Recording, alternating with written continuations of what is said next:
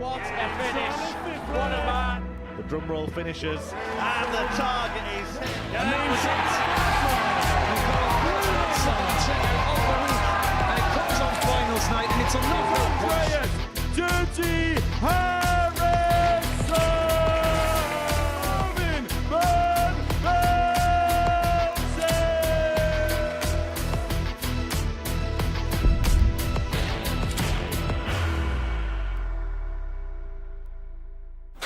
It's all in my heart if you want it.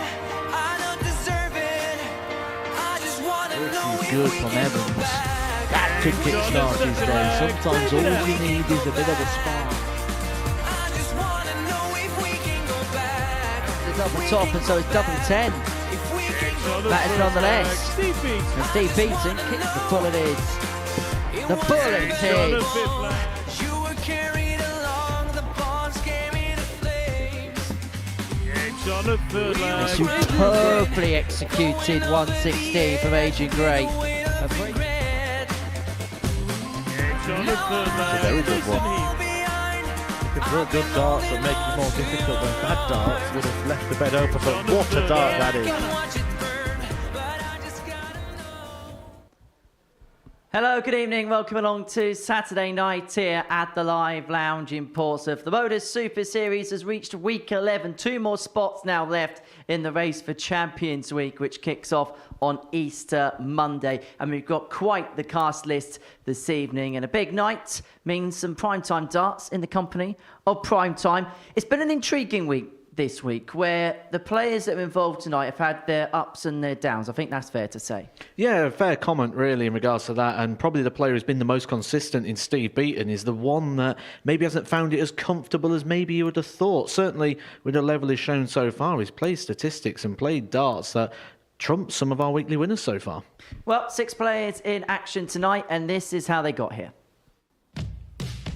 David Evans has made multiple semi-finals in this buildup. He's hoping tonight is the night he cracks the Super Series code. Jason Heaver has made his long-awaited debut here at the Super Series, and he's playing very much like a man who's previously had a tour card. Dan Aspbury's becoming an experienced campaigner now and becoming a regular in the Saturday night fold.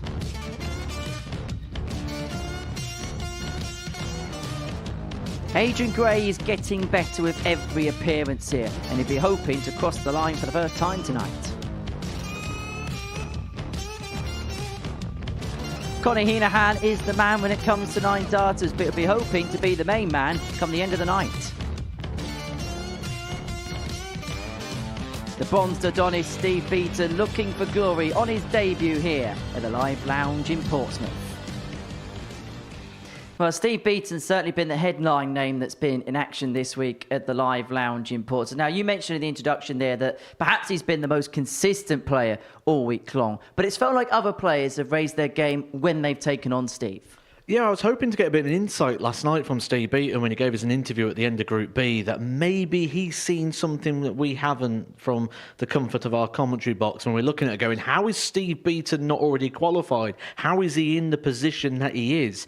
And Steve didn't really have an answer for it either. He actually found it quite a compliment, which you would do as a player. If you see everyone raising their game against you, if you see everyone finding that little bit more, it must mean, well, I must be the guy to beat. And he has been throughout the week. But unfortunately for Steve, people have been beating him. He admitted last night that he's feeling the pinch in terms of tiredness, but will it be a case of this being a different day, different tournament? He'll try and get into this as fresh-faced as possible. Experience could play its part tonight, and certainly Steve Beaton's full of that, isn't he? He's the only player in Super Series history to be here by choice, and by that I mean Steve Beaton had the opportunity to have a tour card this year, chose to step away and chose these systems. I think if he knew it as hard as it was, maybe he wouldn't have made that plunge, because he probably thought he was actually taking a step down in the levels, but what he's found is that the talent pool in the world of darts right now is as deep as it's ever been. Well, let's have a look back then at the story of the week. It began with Group A on Monday morning. It was won by David Evans in the end. Now, he lost his first 3 games in this group, but recovered while winning 12 in a row. And it felt like once he got going, there was no stopping him. You do get a little bit of time, don't you, in a Group A campaign, due to the fact it's over the 3 days. You can recover. He probably left here on Monday quite frustrated, but actually having that perfect day on Tuesday just set everything up really well for David Evans. And what's been so good for David is the ability to win when he's not at his best. That is the key. You are not going to be at your best every single game. If you think you are, you're in the wrong thing. So with David Evans, having that ability to grind out a result when he's not playing his best, to find a big finish, find a well-timed 140 or a 180, he did that plenty of times, and he's on a winning run that tonight could take him to 16, which would put him knocking on the door of records. If he wins this, the next time he's here will be very interesting. Conor Henahan hit a 9-darter on Monday, but it's felt like throughout the course of the week he's been playing in moments, hasn't he? He came here completely void of confidence, did Conor Henahan, and he needed something. He needed a spark. It always felt like he needed to get through a group or to win a group, but this was a good moment for him. Look at the reaction here. He knows he's on. He knows he's on for a 9-darter. He knows he's done it before. When does a player start to think about it? Right now for Conor Henahan. And the fact he went into this last shot with so much composure, he took it out and gave us the celebration, the reaction and the interview to suggest that that was the most important 9-darter he's hit out of the 3 he's hit on that stage. And the reason for that was the fact he came here on the back of bad form on the Challenge Tour, bad form at Q School, and he needed a spark. So these are the list of 9-dart finishes that have been hit here at the Live Lounge in Portsmouth. The first 8 of which were hit in 2022 and 2023. These, the most recent that have been hit here at the Live Lounge in Portsmouth. Conor Henahan hitting the first of 2025. So he was then put into Group B on Thursday and Friday night. As you can see, it was won by Adrian Gray. Steve Beaton came through in second position. Conor finished third. Has he been getting better as the week's gone on? Is he finding more confidence as the week goes along? Just when you think the answer to that is yes, he then goes in and dropped a bit of a clanger. So I think for Conor Henahan, he needs to start strong tonight. It's all on that opening game. He doesn't want to get into a position where he's chasing, lose the first one 4-0, 4-1, then you need a big score or results to go your way, because then you feel like it's out of your hands. And right now, Conor Henahan came into this building feeling it was a little bit out of his control. So I think he needs to start strong if he's going to have a good play tonight. Adrian Gray won the group, but is it fair to say that he really did his damage on Thursday? He did, and the damage really did come on the finishing for Adrian Gray. The combination finishing, the checkouts, the percentage, which we'll delve into deeper when we get into commentary and give you some comparisons, but was over 45% on his doubles for his campaign. That is elite. That is world class. I know it's over a larger sample, but when we look at the professionals, there is only one player in the whole world who has a higher stat than Adrian Gray had in regards to finishing. That was an asset. If he keeps that up, he's going to be dangerous. The knockout darts began early this week because Joe Mernon and Steve Beaton were involved in a winner-takes-all clash on Friday night. And for Steve, he must be thinking, how did he put himself in this position? I was thinking, how has he put himself in this position? As I think everyone who's watched this week would. Monday and Tuesday, he never dropped below a 90 average. He had the best average of the week so far, the 104. That come in the final game on Wednesday. It's been so good for Steve Beaton. Every box ticked except getting results. And that'll frustrate him, but there is now the extra concern. We've seen Steve Beaton here before for a week. Fatigue and tiredness kicked in. We've seen from Steve, we've heard from Steve, we spoke to him tonight, we've seen him last night. He's already starting to fly that flag. That is slightly concerning. Group C was what we watched on Thursday and Friday afternoon. And Jason Heaver, who's got a fair few fans inside the auditorium tonight, won it. 9 wins out of 10 for him. And the way that he played in Group A, there was a feeling that he could have some real joy in the secondary group. Yeah, I was looking out of the studio here and I see a sign saying Jason Heaver Believer. And I think a lot of that will come down to what we saw in Group C. What a great performance. I thought Jason Heaver was the value shout in that group, but maybe not in which the style it was. It was dominant, it was quality, it was clinical. It wasn't taking advantage of other people's mistakes. He just ran away with that group. He's going to be dangerous. What would be your assessment of the way that Dan Aspbury has progressed through the week? Progressed. Great word, great way of putting it. I think when he started off, you're concerned. He lost the first couple of games. He missed match opportunities. And then you start to look at it and go, well, you can't do what David Evans did because you don't have the time to do what David Evans did. There's only 10 matches and you used 20% of them already. So then it sort of becomes, especially with Heaver running away with things at the time, can he get that second spot? And as the sessions went on, he got stronger and stronger, looked more reliable. And I think that would be the real key word that we can use for Dan Aspbury to assess his week so far: reliable. Well, let's have a look then at the tournament draw for tonight and see how things is going to go. Group 1 sees David Evans, Dan Aspbury and Steve Beaton go head-to-head. Group 2, Adrian Gray, Conor Henahan and Jason Heaver. What would be your assessment of the way the draws worked out for tonight? Well, Dan Aspbury's going to be a big outsider for the evening, and part of that will be due to the fact he's in there with the Group A winner, David Evans, and he's also in there with Steve Beaton, legend of the sport. I think I'd rather be in Group 2 if I was playing this evening. Part of that's to stay away from Steve Beaton. Well, let's have a look at the odds. And there's joint favourites tonight. Jason Heaver and Steve Beaton, both at 3-1. What's your assessment of that? I like David Evans before a dart was thrown. He was 11-1, so I kind of got to stick with that. Steve Beaton's an interesting one because he opened the week 5-2. He's now closer to the title than he was at the start of the week before a dart was thrown, and you get better value now than before he made Saturday night. That tells you that the odds compilers are losing a little bit of faith. But don't write off Dan Aspbury. He played well this week. And last week we had the biggest outsider of them all. David Davies came through, beat Jimmy Van Ski, beat Tom Sykes en route, two of the best players here at the Super Series on a Saturday night with the energy that's in here tonight. There's a buzz about the place tonight. I think we're going to see something special.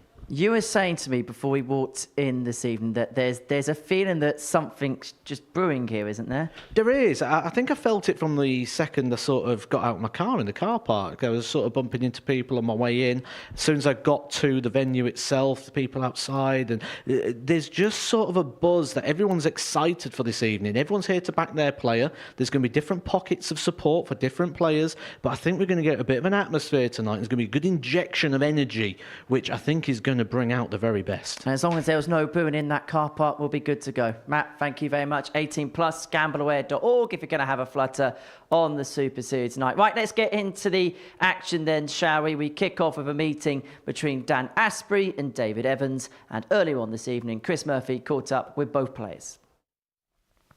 Dan, welcome back to finals night here at the Modus Super Series. Just sum up how you think it went for you in Group C this week. Slow start. Picked up on the second day. I think a couple of the games early on the Thursday I probably should have won.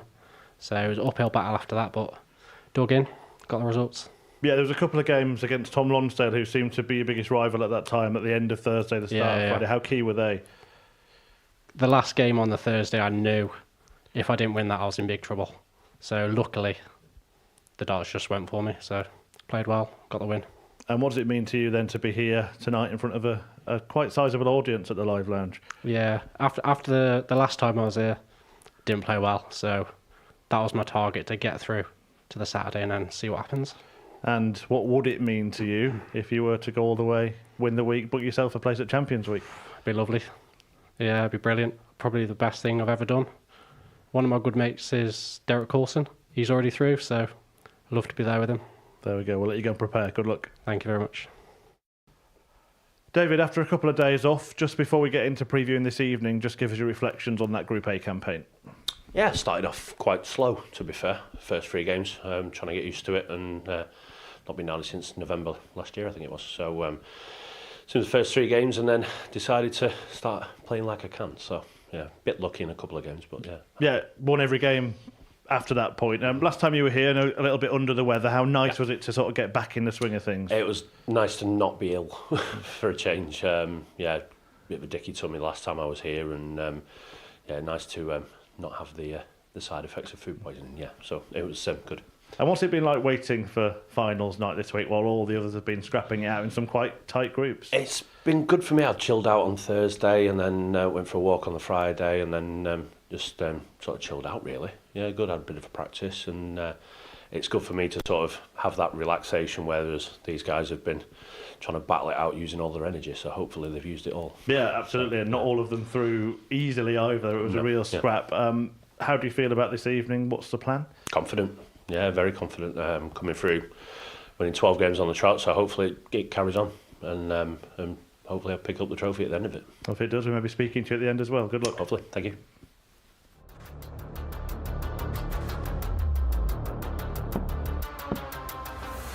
Yes, that's the deal breaker.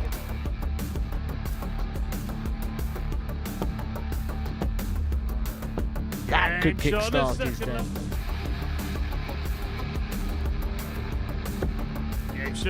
We're going to see a David Evans stretch into Saturday night.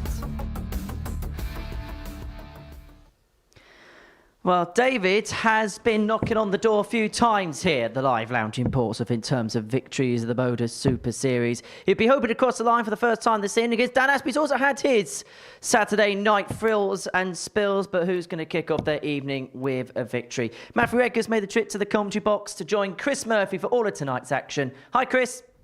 Hi, Henry. Thank you very much. Thank you, everybody, for tuning in to the Modus Super Series finals night on week 11 of Series 10, where David Evans is about to get his campaign underway. A couple of days off after winning Group A, the 35-year-old looking to stretch himself a little bit further than the semi-finals this time around. 4 times reaching the penultimate match, but can he take the ultimate prize at the end of the evening? Standing in front of him, the 32-year-old from Telford, a semi-finalist himself in Series 7, Dan Aspbury, who, well, probably was the player of the day in Group C yesterday, winning 4 out of his 5 matches to qualify. Jack Garwood, the referee for this evening's entertainment and action. And as Matthew Edgar said, there is a real buzz in the venue, near capacity, as you can see. And they're all up for a very good night of darts. The question is, Matt, will they get one? I think something's going to happen tonight, something special. We're going to get a big performance. We may even get the perfect leg. It may even be in the very first leg of the night. David Evans already on for it. Well, we had one on Monday from Conor Henahan. We almost had one yesterday from Richie Burnett, who, if you're expecting to see him here tonight, ended up finishing bottom of Group C, which Aspbury advanced from. Evans won't be following the maximum. Has used his couple of days off quite wisely as well, hasn't he, David Evans? Tried to stay in tick-over mode. He's had a bit of a throw on the board as well. Tried to stay very engaged. I think one of the hardest things sometimes when you come here for a week at the Super Series, when you win that Group A, you tend to just sit around and just sort of count down the days, the minutes, until you get back on the stage again. And then when it comes round, it's sort of heightened. It's too important. This is a great start from David Evans, down to a finish after 9, really laying down a marker here for Dan Aspbury. Yeah, I've spoken to all 6 players tonight. You'll see interviews with all of them, and I have to say he was the one who came across as the most confident. David Evans, I don't think he's short on self-belief.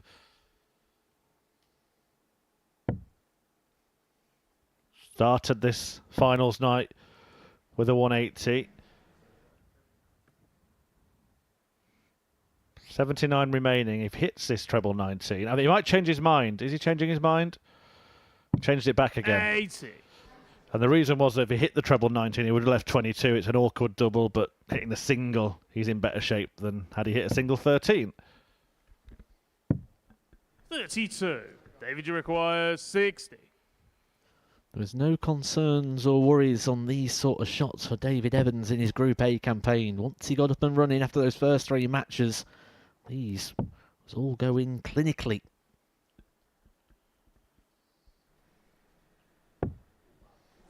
Well, that has caused a bit of a mess now, hasn't it? Dan Aspbury's nowhere near in this leg, but if you can just put in a 2 treble turn here to pile the pressure on Evans, 5's not an easy finish. David, you require Does manage 5. to leave a check out. The 25 would have left one also. That's why he went there.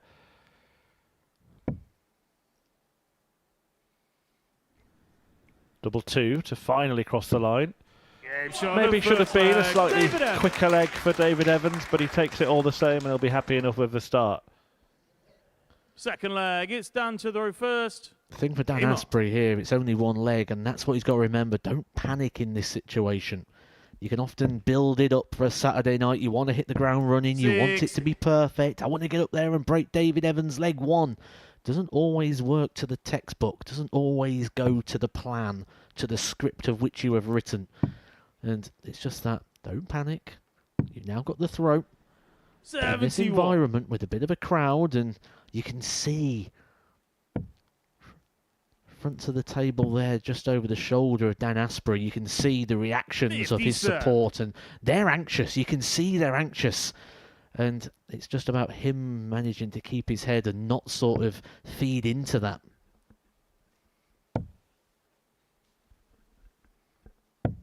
A 85. reminder of the order of play for this evening. We'll go to Group 2 after this for Adrian Gray against Conor Henahan. Aspbury then plays his second match. Could well be his final match against Steve Beaton in this group. 40. Before Henahan faces Jason Heaver. Beaton plays Evans. And then Heaver against Gray closes the group stages. The top two from each group progressing to the semi-finals. A winner of Group 1 playing the runner-up in Group 2 and vice versa. 57.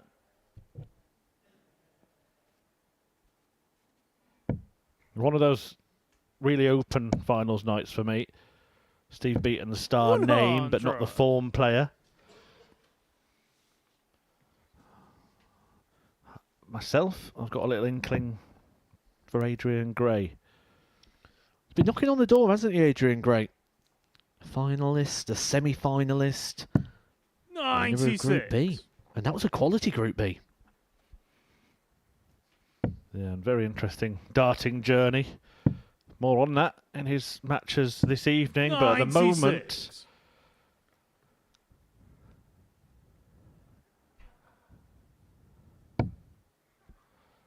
come along sometime. Tickets available from dartshop.tv. Yeah, at the moment, Asbury's not really been much of a match for David Evans here. Can he change that now? We've got Lorenzo here next week, haven't we? Lorenzo Pronk will be taking part, so come next week and you'll find him. David, you require Cross 92. that out on the sign.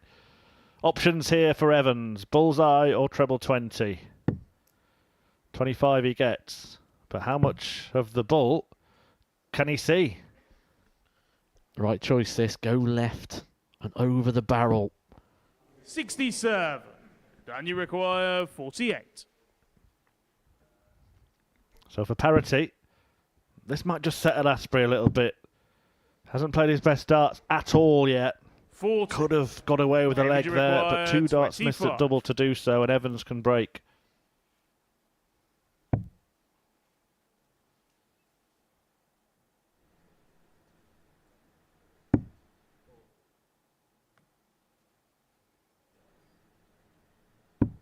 Nine.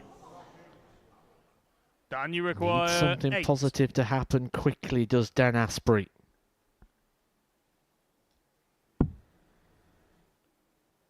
We've got a bit of luck. Double one. Game shot on the second leg. Squares it Dan up. Aspbury. With a few cheers of appreciation and encouragement for Aspbury. Third leg, it's David to throw first. Game on.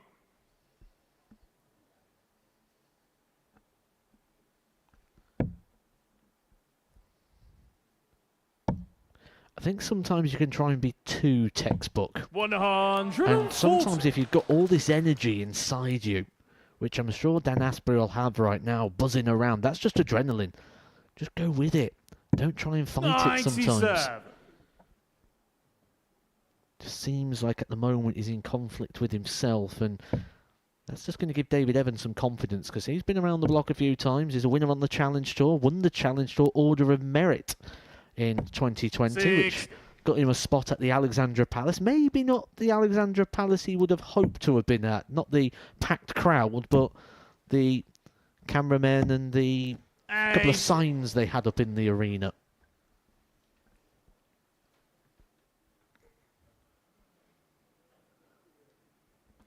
Dart on the floor. Doesn't help Asbury's cause. 125.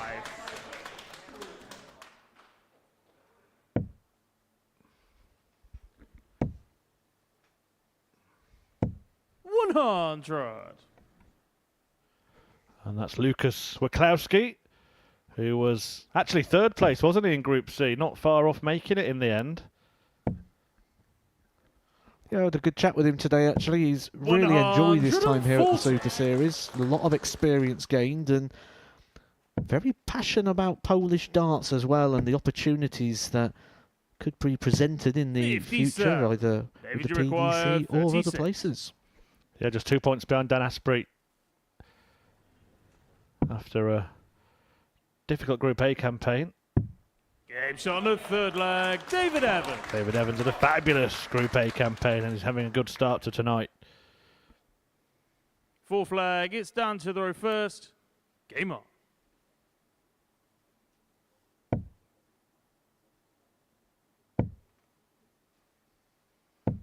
$95.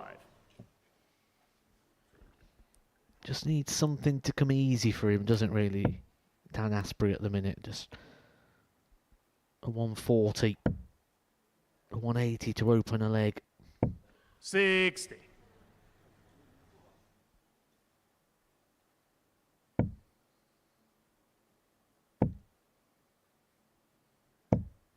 $100.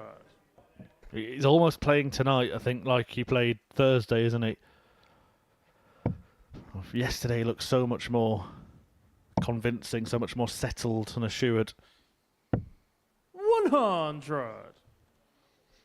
It's just purely tension. And who is, in his eyes, who is the big beast in his group? Because you've got David Evans, who won Group A at Cantor. 56. And then Steve Beaton, the former champion of the world, legend of the game. I suppose that's the thing, isn't it? You're looking over your shoulder all the time and you don't like what you see.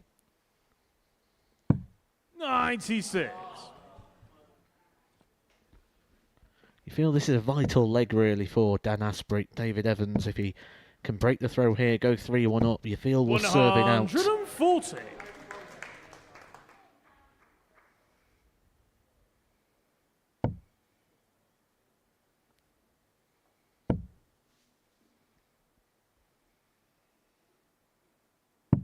$99. Dan, you require 110. Well, he can still do this in this visit. Treble 19.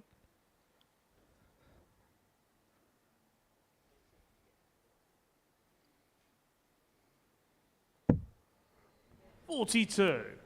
David, you This would require hurt. 146.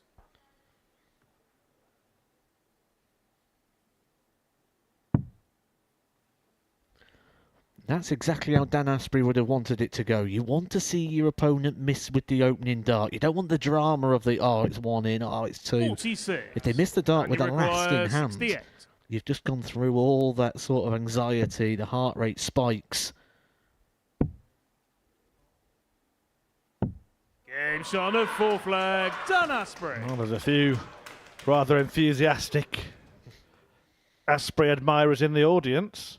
Fifth leg, it's David to throw first. Game on. Sounds like Gathering Price is down there supporting him.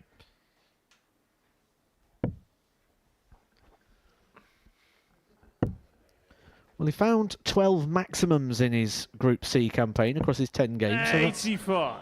more than one a match. How we would love one of those right now. Because 58. he's not performed here. He's averaging nearly 13 points less than that of David Evans. However, the scoreline's 2-2, and if he can find 9 inspired darts, maybe make that 12 now. 140. But if he can find 9 inspired darts here, he could put himself in control. Yeah, and the other thing to consider is quite often on a finals night, legs come into play. 100. Every player in the group wins a match, then they will be separated by leg difference. Inexperience there, Dan Aspbury chasing another treble. Switch down to the 19s, even the single. 81. 3-4-4. A maximum now, a 180. He cannot threaten the David Evans throw. And if he hits a 180 now, that would have been a harsh learning moment for him. 100.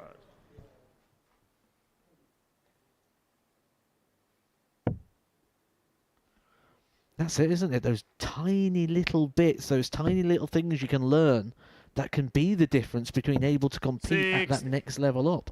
We've seen him on the Challenge Tour. We've seen him picking up wins, but he's yet to have that big run. And you feel like as he gets deeper into it, little errors like that will start to cost you matches. 97. David, you require Last start on that occasion 135. gets him down to a finish. Evans on a slightly smaller one. We'll start on the bull, and we'll hope to finish on the bull now. Needs a treble 20 to get the chance.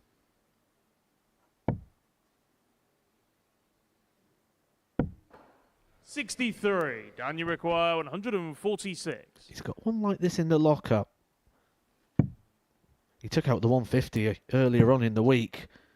But in the context, that would have been so much more. That would have been so much bigger. Break opportunity. He's had a dart here. David Evans to keep control.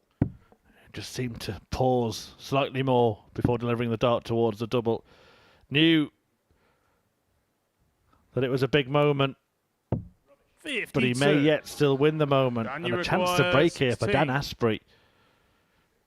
After Evans fails to find tops. Double eight. Can he use those? He's not moving. No score. Oh, it's gone in between them. It could not have been closer. He's giving it a really close-up inspection David, you there. require Wow. 20. He'll be thinking, how on earth did that not go in? He looked at it twice, and we needed 2 different camera angles just to make sure it wasn't in. But David Evans now to keep control of this game. Same equation for him, right on the wire. Little shuffle to the left just to open it up. 10. Well, sometimes it's Dan, you the scrappy, require scruffy 16. moments that make the difference, and this could be the defining leg of this match. Game shot on the This fifth time, leg. double eight Dan is Aspbury. located, and Dan Aspbury, in hitting it, has broken the Evans throw. Hang in there, hang in the game. 6th flag. It's down to the Either reverse. a moment of inspiration or a slip from your opponent Game and you on. can cash in, and that there a sign that Dan Aspbury really feeling it. In the week we've seen him just have a little touch of the chalk bag, the resin, just to help with the sweat on the hands and the fingers. That time it's almost like he didn't want to put it down, he wanted to cover himself in it. Yeah, and also a sign that David Evans felt that finish, felt that disappointment there. He was berating himself.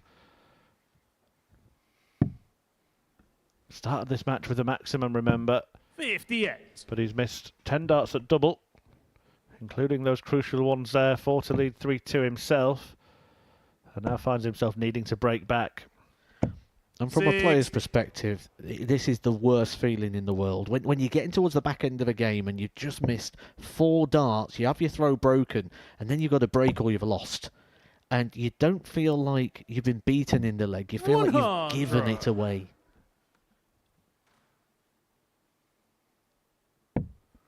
Can't rewind.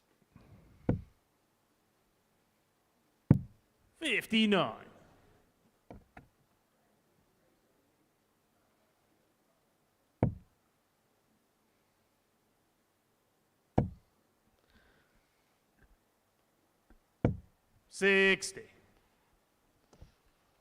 Well, he's not making enough progress forward yet.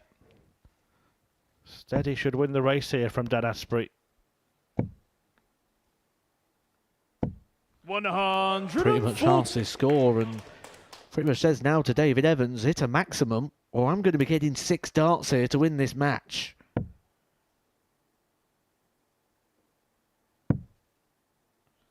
Well, he is going to be getting 6 darts to win the match. 58. It's out of David And you Evans' require hands. 142. Over to you, Dan Aspbury.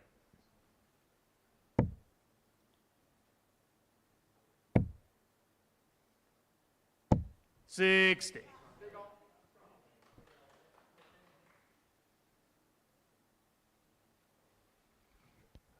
Well, all he can do now is hit big and then hope. And that's not the ideal dart for him to work from. Can't find the range, can't find the weight. 65. Gambled you on the require 25, 82. found it. But Aspbury has a chance to spring what seemed for most of this match a quite unlikely win. 42. David, you require 160. A saver. Maybe the last opportunity for David Evans in this game. Oh, that's inviting.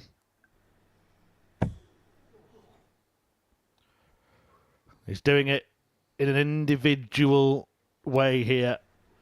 Just the double top. 140. Try and complete the 160 skin saver. And you But now the require same target that David was denied could deliver the opening win to Aspbury. A smile of resignation, a knowing nod.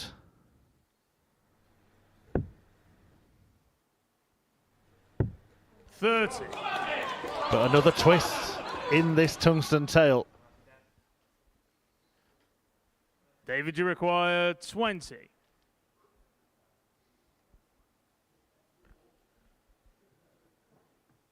He will be fuming inside, Dan Aspbury. An opportunity to get the points on the board. Now he's got to do it the hard way. David Evans survives a scare. The winner of Group A is still alive.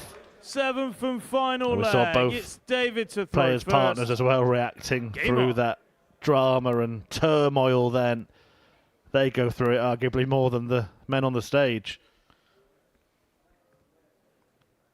For sure. You can see the Dan Aspbury corner over the shoulder there, literally living every single dart, whether it's Dan or David at the hockey. 96. But maybe now David's had that scare, we could see some fireworks.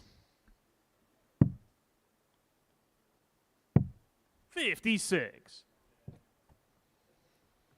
Gone from being in control to being in trouble very quickly here, Dan Aspbury.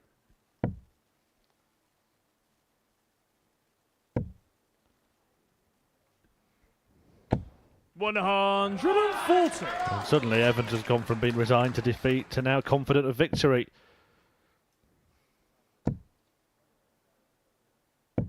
$100. The good news for the losing player is they will lose with the smallest margin possible. That means that they'll know, well, Aspbury is playing the next match against Steve Beaton in this group. If he goes down 4-3, if he wins 4-2 or better, he'd actually be through. 57. Sounds quite a simple task till you realise you're playing Steve Beaton.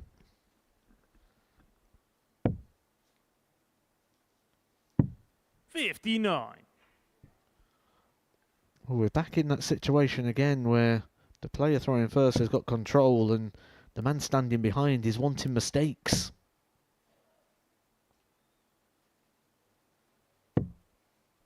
$73.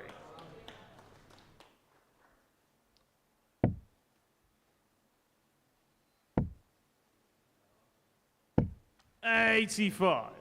David, you require 135. Well, this time doesn't have to go for the bullseye on the 135 because Aspbury's not on a finish.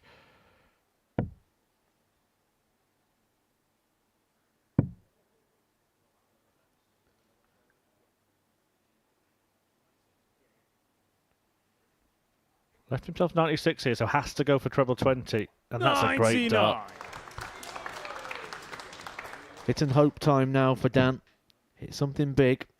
Cross the fingers, cross the toes, and hope that David Evans can't take out double 18. 57. David, you require 36. So to bring an end to a dramatic, nail-biting opener, Game shot. David Evans is the one to hit the winning double. It started strongly from Evans, a maximum to open the match, but it turned into a bit of a dogfight. And in the end, it was to be Evans's day. A 4-3 success in the opening match of finals night. David Evans, well, that took it out of him, didn't it? He's going to have to play again. Fortunately, it's another 4 games between now and his fixture with Steve Beaton. Beaton will be playing Dan Aspbury, the man who's defeated in that match in the end. Lots of missed doubles, lots of nerves on show in that one. But after the break, Group 2 is going to get underway. And the 9-dart hero of this week, Connor Henahan, is going to take on the Group B winner, Adrian Gray.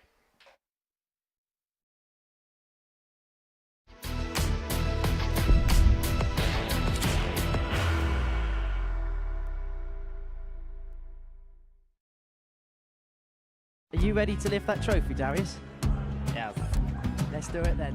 Ladies and gentlemen, your Modus Super Series 9 champion is Lucky D, Darius Labanowski!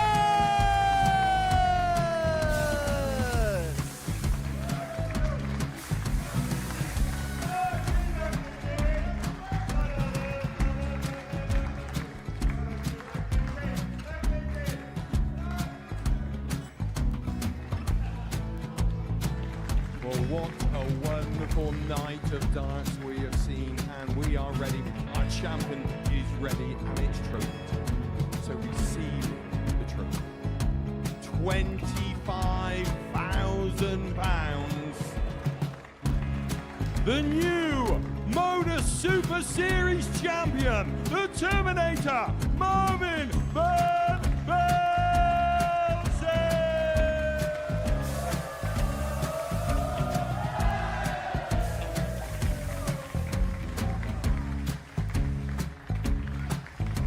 And one more time, the 8th Modus Super Series champion, the Terminator, Marvin Van Velzen. And the new Modus Super Series champion is Andreas Dirty Harrison.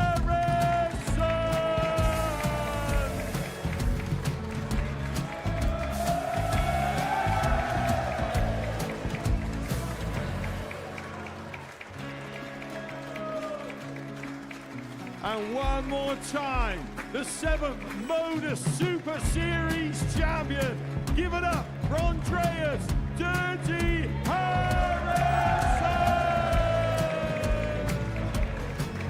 The moment we've all been waiting for. Would you please show your appreciation for your Series 6 Modus Super Series champion, Scott Taylor.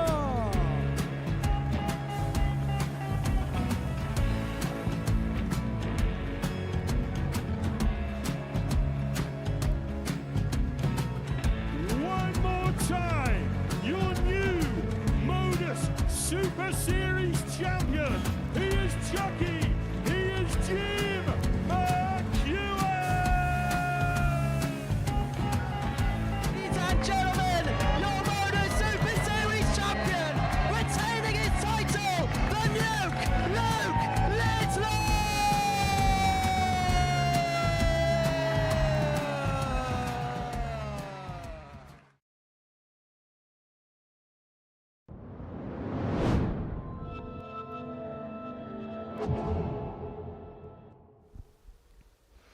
Welcome back to the Modus Super Series, where the 9-dart man, Colin Henahan, is in action next. He pinned his third 9-darter here at the Live Lounge in Portsmouth early on this week, doing so on Monday in a match against Jason Heaver. He's in action in our second game of the session. He's going to take on Adrian Gray, who won Group B. The night began with a victory before the break for David Evans. He had to come back from behind. He had to stave off match darts against Dan Aspbury before winning in 7. But to game 2 we go. It's a meeting between Adrian Gray and Conor Henahan. And earlier on this evening, Chris Murphy caught up with both players.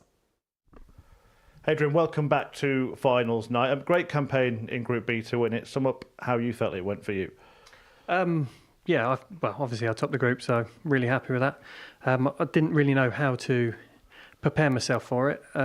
Always playing in Group C, so yeah, I think I did all right. Yeah, and some good players in the group as well. Conor Henahan's hit a 9-darter this week. Steve Beaton obviously just coming off the Pro Tour. So how proud are you to be the number 1 player in a group of that strength? Well, we already knew it was going to be a tough group. I mean, I've said it before. I seem to get really tough groups. I end up, coming out, which is really all I want to do. So, that's what I'm happy about. Every time you come here, do you feel like you're showing a little bit more, just knocking on that door for a title? I'm just improving. So, it's really difficult. It comes down to the opponents. If the opponents are playing well, then it's going to be tough for me anyway. So. And you've had an experience of finals night plenty of times before. What are you expecting this evening? Same again, got a tough group. Going to have to play Connor and Jason, so I already know that's going to be tough. So, I'm just happy to, if I can get out, then that's great. And then we'll just give that final push. To go all the way, what would it mean to you? For myself, just to prove like the efforts that I am putting in are paying off. That's really what I'm looking for. Best of luck. Thanks for talking to us. Thank you. Connor, a long old week ends here on finals night, of course. How would you reflect on the past 5 days? I suppose up and down. Played well at times, played poorly. Lucky enough I got through last night, so looking forward to tonight. Another 9-darter at the start of the week. That's become your sort of trend here at the Super Series. What is it about this place that seems to bring out those big moments in you? I don't know. At the stage, I seem to do well, like with 9 darters here.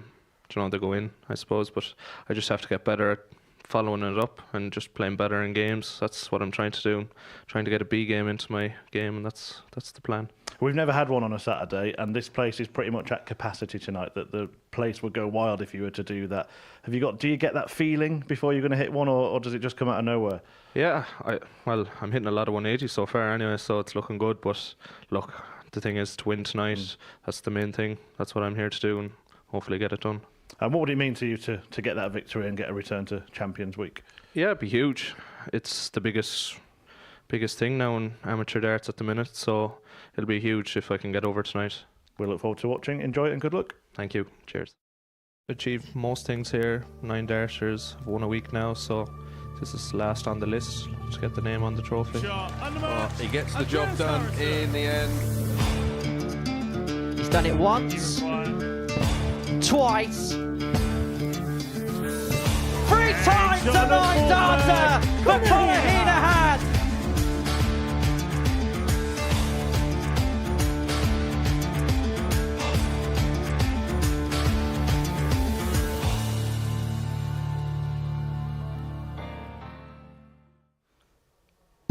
He's certainly done a lot here, hasn't he, Conor Henahan, over the last few years, and he's looking to return to the winner's circle. I think it's a man, Adrian Gray, who is definitely knocking on the door of a weekly triumph. That is for sure. Is he going to cross the line for the first time tonight? We're about to find out. In commentary, Matthew Edgar and Chris Murphy.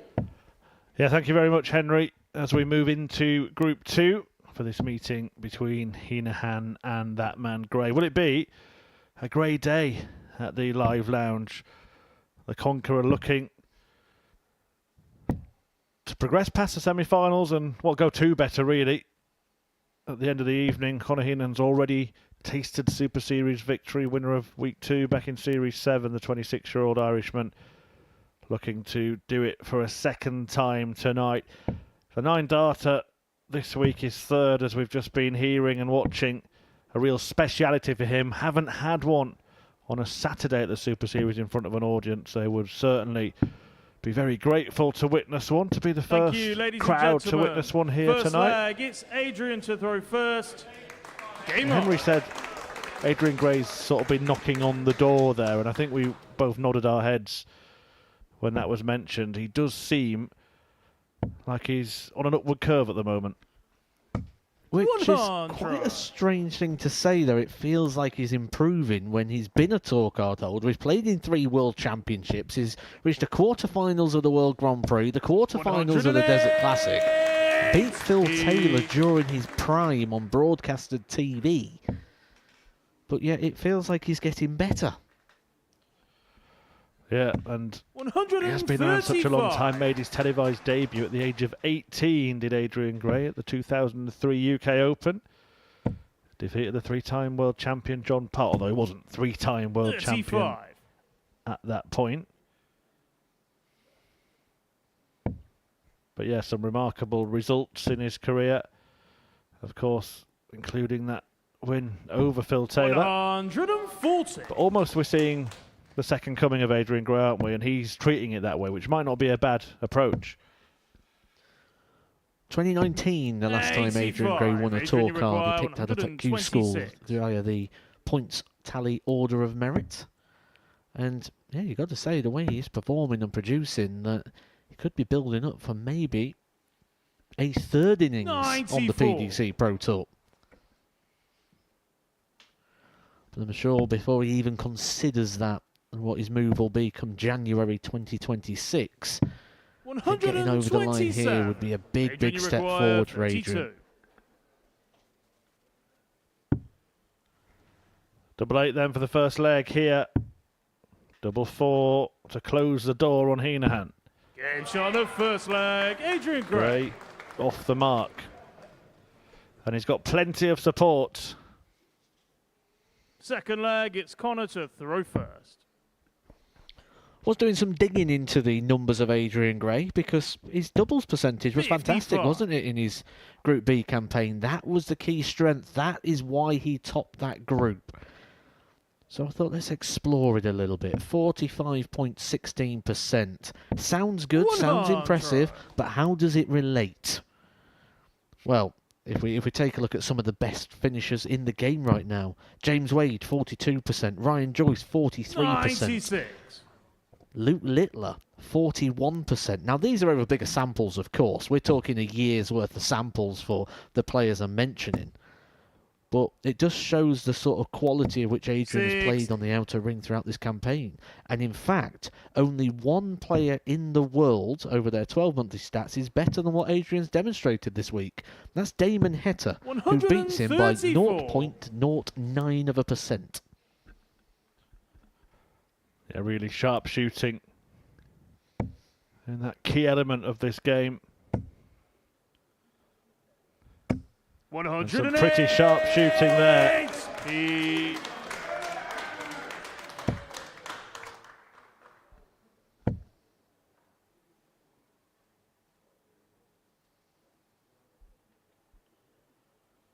We're 30 points off, so needs to move away 49. to leave a finish. Adrian, you require 161.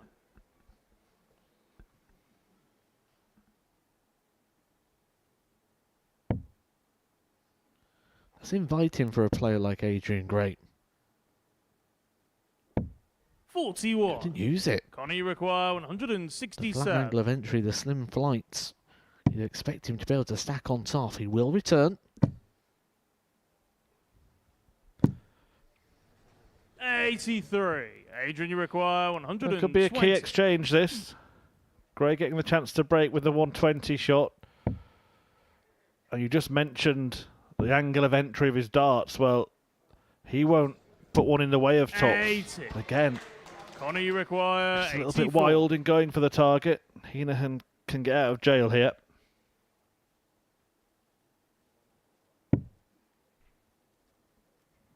Double 18 is the choice. And he finds on it. the second leg. Survived a little bit of a scare there, Henahan, but it's all square. Third leg, it's Adrian to throw first. And I like Game that from on. Conor Henahan, not holding anything back, just going with how he feels.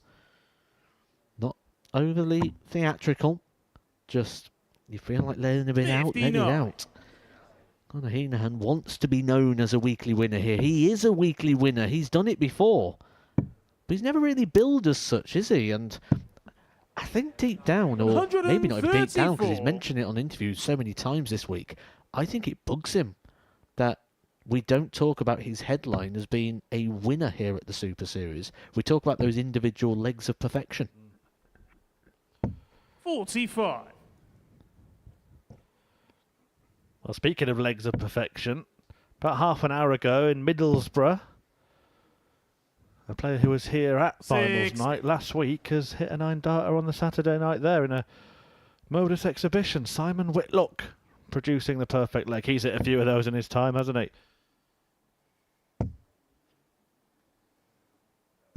140.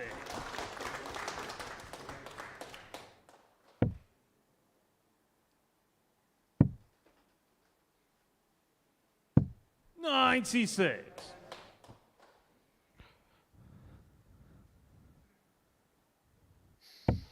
Well, the problem with pointing at the photo is we couldn't see it, mate. 125. Well, that's the crew, isn't it, from the popular podcast, a weekly darts cast. Alex Moss and Andrew Sinclair. 133. Adrian, you require 132.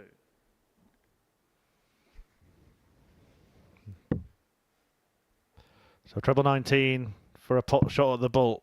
Not to be, and now Henahan will get the opportunity to break. 104. Connor, you require 78.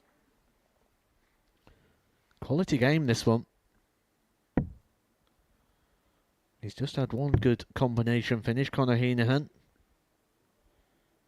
He won't look, will he, Adrian? But he'll hear, On the third and he'll leg. have heard the roar of Henahan. Henahan before he heard the referee Jack Garwood call game short. Fourth leg, it's Connor to throw first. Really up for Game this, on. isn't he, Conor Henahan? And the pair have met twice already this week. The first time they met in Group B, Conor Henahan was the victor, 4-2 against Adrian Gray before yesterday. Adrian Gray getting his revenge by 4-3. Seems to be a lot of people not attending tonight. I mean, where's Kim? Where's Lorenzo? And where's Dirk? 60. Well, one shot of where's Wally, and we've got the full house. Someone else has just popped the sign up, probably again, saying, yeah. Where's David? A lot of questions, very few answers. 93.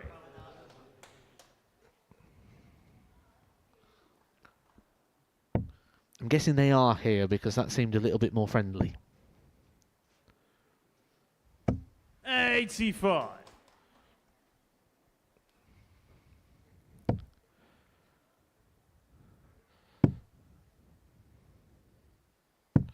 $98. Couldn't fit the question mark on that time. Jason Heaver will be beginning his campaign against Conor Henahan in Game 4.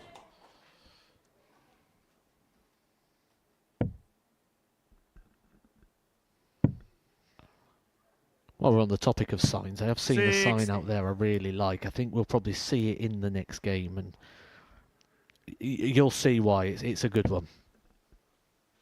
Not from your nickname generator, is it? 100. Conor, you require 150 for Henahan to lead 3-1.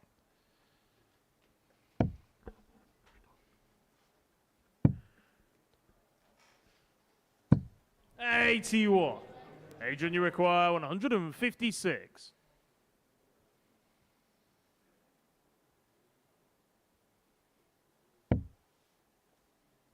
He'll return for the remaining 69.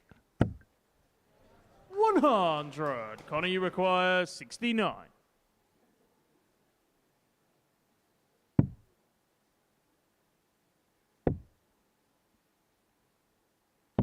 Game shot on the full flag. Again, Conor an Henahan. audible release of noise from Conor Henahan.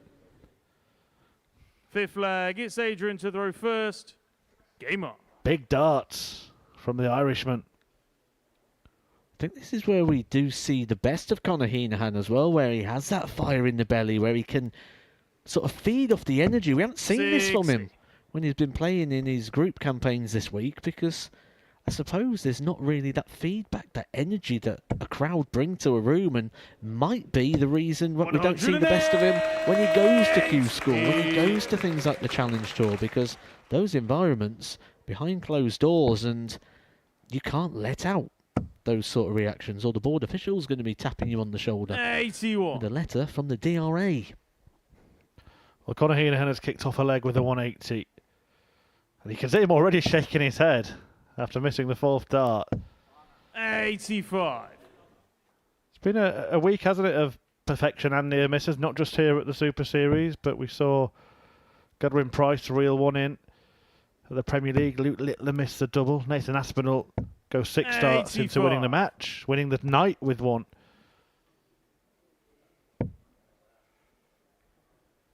And Henahan's aware of those little things, like there's not been one done on a Saturday, because one of the first things he said was actually that he's now gone ahead of Steve West in the players who have hit 9 darters on this stage.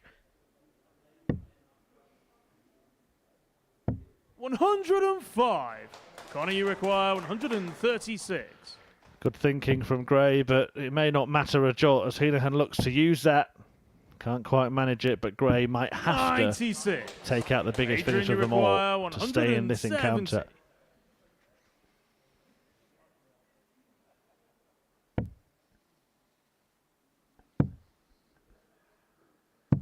$58. Conor, you require 40.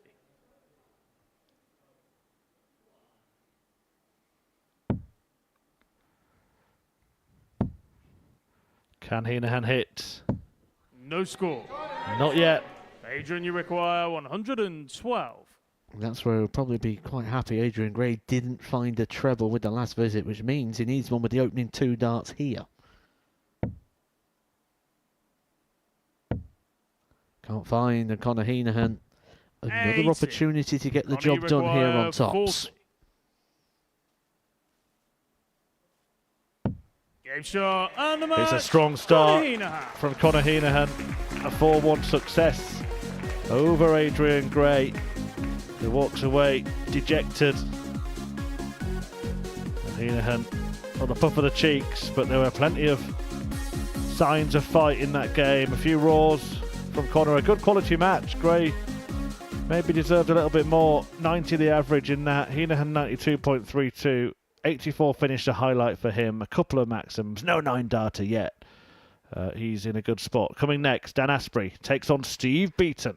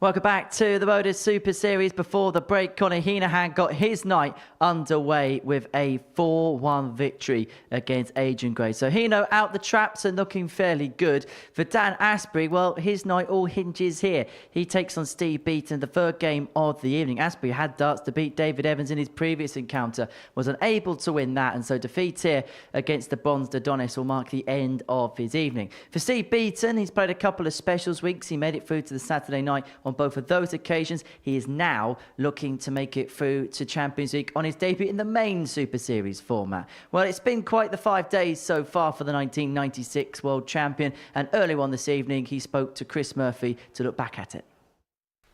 Steve, welcome back to finals night here at the Super Series. Just give us your reflections on the week you've had here. Been a very long week, you know. It's been here since Sunday. Started off the week good, Monday, Tuesday. I think it was averaging 90 or both days. So, and then obviously you start getting a bit tired, and your game starts to wander a little bit. And then, I mean, finally I got through last night, but it was a bit of a struggle last night. But hopefully today, another new day, you know, and see how it goes. Yeah, it's supposed to be winding down, Steve. It's like 6 days in a row, isn't it? Does that take its toll a little bit? Yeah, I mean, it showed on all the players. I think there was a few players that were struggling last night, especially the ones that have been here since Sunday, like me. So yeah, it does take your toll. Yeah, I mean, it's hard playing all them days on the trot, but you know, it's finals night now, so you know that's what you've played the week for. And again, does come in here on finals night, a completely different tournament, different style audience in the venue. Does that kind of just give everyone that fresh feeling again? Yeah, you got to treat it as a new tournament, don't you? And it's totally different, like you say. You got an audience tonight as well, so yeah, it's totally different to the week. Really, it's a straight knockout. Well, it isn't a straight knockout. I mean, obviously there's group stages, but yeah, it's virtually going to be a straight knockout after the first stage. It's always an interesting contrast here because I speak to some of the other players and winning tonight would be the biggest thing they've done. Obviously yourself, a former world champion, being at the top of the game for decades. But what would it mean to you to win this title and get through to Champions Week at this stage in your career? That'd be great, yeah, definitely. Yeah, I'm going to be trying tonight to win and obviously, like you say, get to Champions Week. And yeah, but I know the good players, and I wish I was a bit more fresher, but I mean, that's the way it goes. But yeah, I mean, there's going to be some good games tonight. I mean, obviously, I've seen them all this week, so you know, it just depends on who performs tonight, really. Best of luck, enjoy it. Cheers, thanks.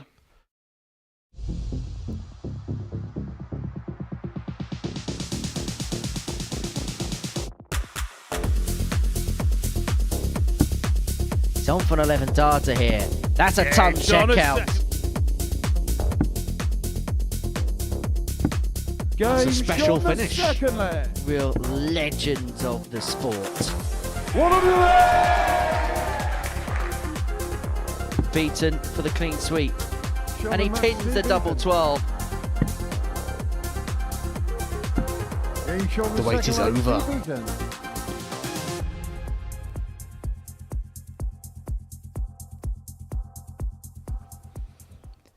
Such is the clamour to see Steve Beaton here. There's actually been a sudden burst of people through the door in the last few minutes, just in time to see the former world champion in action. He takes on Dan Aspbury, who needs to win to stay in. A victory for Steve Beaton will send both him and David Evans through, Matthew Edgar and Chris Murphy. Thanks, Henry. Dan Aspbury, yeah, as Henry mentioned, in need of victory in this one. Steve Beaton, well, he's had mixed time on finals night so far. This is his Modus Super Series debut, but he's already been to 2 finals nights. Work that one out. But yeah, Legends League runner-up, as you saw. That's one of the specials weeks, so sitting outside of the main Modus Super Series comp. He then made the double trouble finals night, but found it difficult. Went out in the group stages on that occasion. Tonight, 1 win, First and he'll be leg, through to the semi-finals. First. Game on. Success here. A victory will send Aspbury home and take Evans through with Beaton. But if Aspbury wins 4-2 or better, he will qualify 100. himself. And of course, as Henry mentioned, Matt, there's still the prospect of a 9-dart shootout. The very, very rarely spotted 9-dart shootout. But a little observation here. Every single match tonight, we have had a 180 in the first 3 darts of it. 140.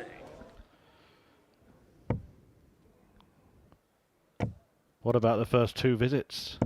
108. Steve Beaton. He's teasing us. He's teasing you all. Can the Bronze Adonis strike gold with a 9-darter at finals night? 60. Steve, you require 141. Not going to be, and he doesn't even get booed. 46. That's how respected he is, and there was a nice smile, a Cheshire Cat grin on the face of Steve Beaton. What a start. 96. Steve, you require 95. Dan Aspbury's done well here to keep pace for Steve Beaton. Is there should Steve Beaton make the slip? Now imagine this, if Dan Aspbury takes the 105, Steve Beaton was on the 9-darter, back-to-back 180s to start the leg, and he may not even get a shot at the double. Treble 18, the next target, not found, so Beaton will come back for tops for a 97. brilliant breaker Steve throw Maguire, to kick 40. off. Game shot on 13 the first darter, leg. Steve Beaton. and Beaton is in business. Second leg, it's Steve to throw first. Well, I was going to start this Game game by sending up the distress signals for Steve Beaton, because that interview, to me, it was almost as if he 40. wanted to make the point that he doesn't feel right tonight. He feels tired. He mentioned it so many times in that interview with yourself, Murph, that it was like he was trying to convince himself it's going to be okay. Well, certainly if you look at the opening leg, it's certainly going to be all right. Hit 4-9 darted in his career, by the way, Steve Beaton. Curiously, 3 of them in the month of April. First of which was 45. some 23 years ago at the Irish Masters 2002. 137.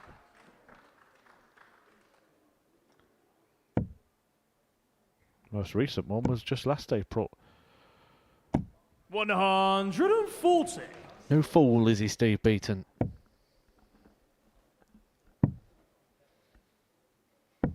57. Yeah, he's always been a great... I mean, to stay at the level he stayed for so long, and then you've made the point this week, and then to leave on his own 58. terms. Not many darts players, not many professional sports people get the chance to do that. 46. I am going to throw a curveball in there, though, and suggest I don't think he's done yet.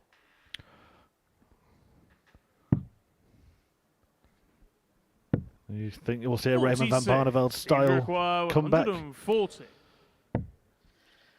I think we do. I think we see Steve again. Personal opinion, personal thoughts. 100. But I do think we're going to see him at Q School, even if it's just to play the Challenge Tour next year. 112.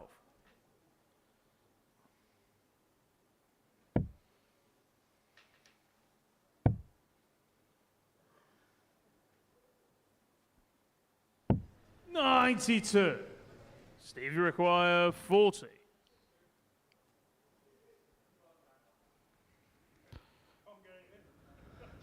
You'd think he'd have learned how to do that after all these years, wouldn't you? Well, this is a great opportunity to share one of Edgar's top tips. What you need to do is you need to get... Oh, Dan Aspbury's going to help him out. Comedy moment. Is your tip to throw the opponent's equipment off stage? What you need is you need a preset flight and stem combo and leave it on the Steve, you table. So all you've got to do is 40. to unscrew the stem and screw the whole new set back in. Well, they all went a bit pear-shaped there for Steve Beaton. But he finds a double, no damage done. 2-0. But he wishes he hadn't put that flight in for him now. But he wishes he squashed the flight a little bit as well. Just a bit of sabotage. He's had some comedy moments here already, hasn't he, Steve Beaton? We're only in the first series of the year. He's fallen over on the stage. That moment we've had there. Been unable to contain himself at the antics of Richie Burnett. Captivating stuff tonight, isn't it? Doesn't it just go to show the sportsmanship difference, though, between darts and, say, football, where they'll quibble over kicking the ball away 2 yards, or if someone comes for a throw-in, they'll just roll it down the line, so they've got to go get the ball again. Having said that, there was a famous occasion, wasn't there, where Phil Taylor actually did throw James Wade's flights off the stage, and they had to be retrieved by security so Wade could put them back in.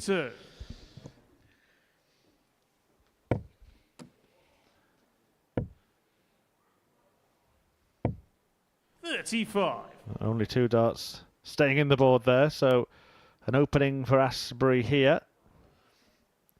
In fact, I've got another story like that. I do believe the World Match Play many moons ago, Wayne 94. Marvel thrown one of Steve Hines' muffins onto the floor. And if you don't know who Steve Hine is, then that will seem like a really bizarre story, won't it? The Muffin Man who has played here at the Super Series used to throw out muffins to the audience during his walk-on.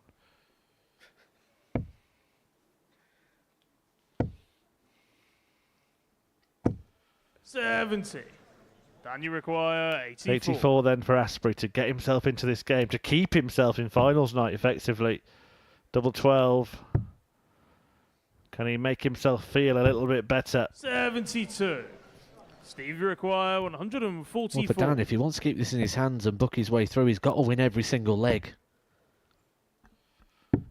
Yeah, 4-3 victory would Dan, you require 12. give him the chance of a 9-dart shootout. 4-2 or better in this match and he'd go through. Double 3 has to be hit, isn't 6. hit. Steve, you require 48. Not been his night, has it? Double 16. 32. Dan, you He gets another go. require 6. Do you feel it's got to go on this occasion? Probably the hardest finish to take in this scenario. 4. Steve, you require He's had his chances, 16. hasn't he? 8 darts at a double in this game so far for Dan Aspbury. Anguish on the Yeah, face it's of on his the supporters third and leg. probably on his Steve own Beaton. now because Steve Beaton is racing away with this. He's one leg from qualification with a game to spare. Fourth That leg, game would it's be Steve to against throw David first. Evans, who he would take Game through on. with him.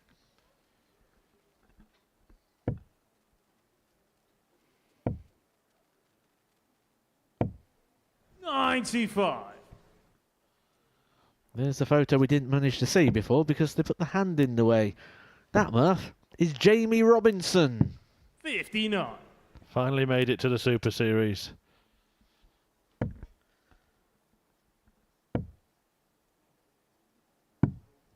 $137.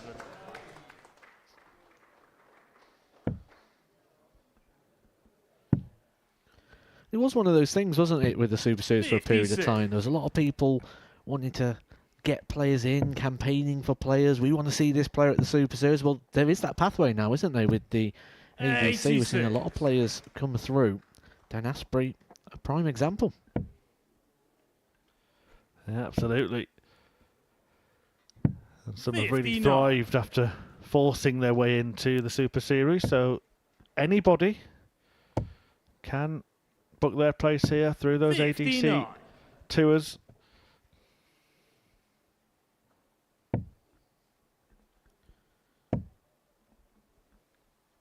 And I think the great thing about the 45. ADC You is not having to leave your local 124. area to qualify for things. Treble 18 could have been the choice, but of course with Aspbury not on a finish, he's decided against it. All business for Beaton, and Aspbury's business tonight may be done. Anything but Steve Beaton missing a couple of handfuls of Steve darts. required 24. Aspbury is out. Game shot and the match. And Aspbury Steve Beaton. is beaten by Beaton, who wins with ease. A 4-0 success for the legendary bronzed Adonis. Teased the prospect of a perfect leg at the start of the game with back-to-back 180s and would win every leg in the game. A 4-0 success over a deflated and defeated Dan Aspbury, who is out. Steve Beaton is through. David Evans goes with him. That pair will play in a couple of games' time, but before that, Connor Henahan takes on Jason Heaver.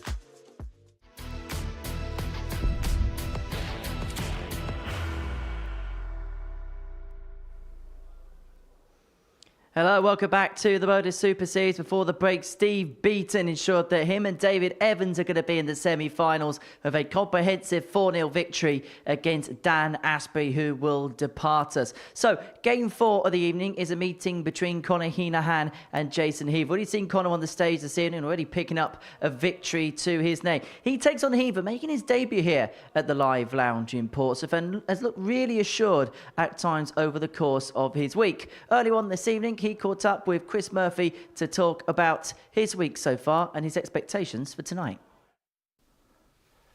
Jason, welcome to finals. An excellent debut campaign in Group C in particular. How do you feel about how you played the last couple of days particularly?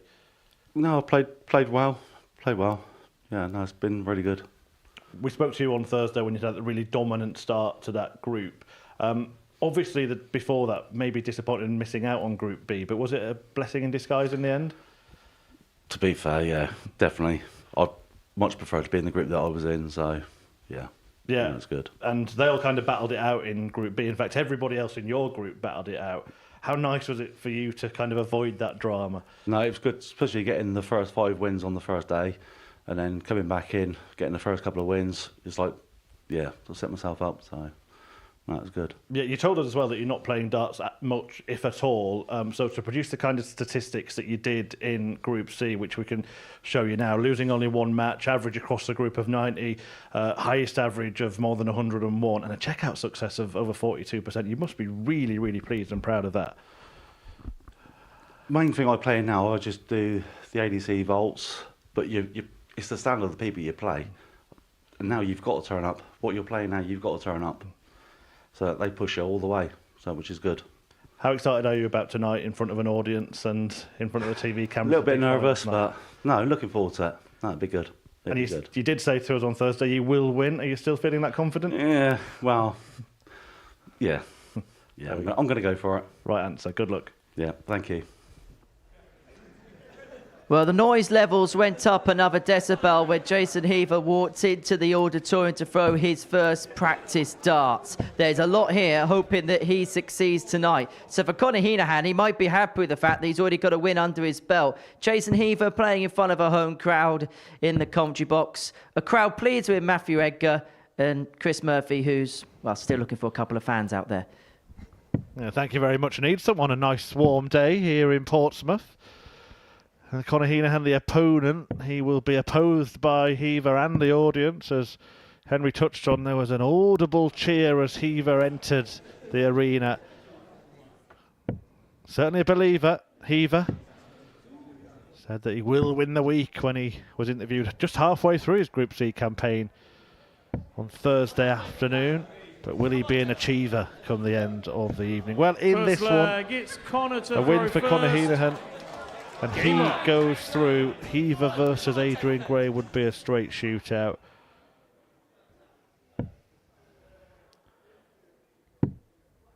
We know who's through from the other group. Beaton and Evans will go head-to-head after this.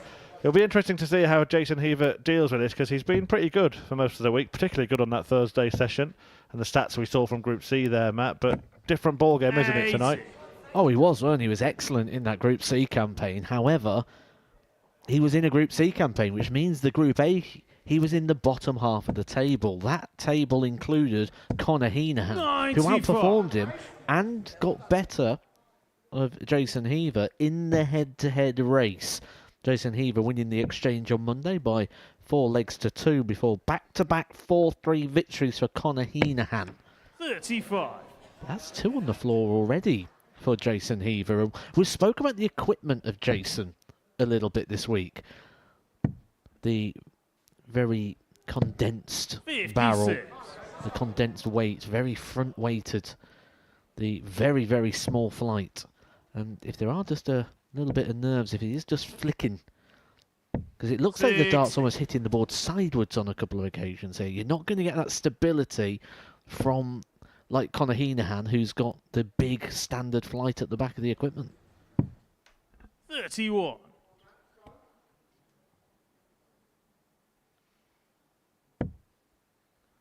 Straight in the treble 20.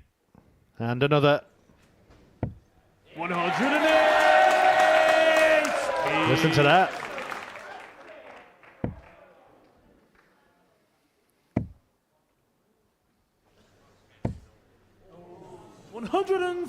35. Jason, you require The 146. break opportunity presenting itself in leg number 1.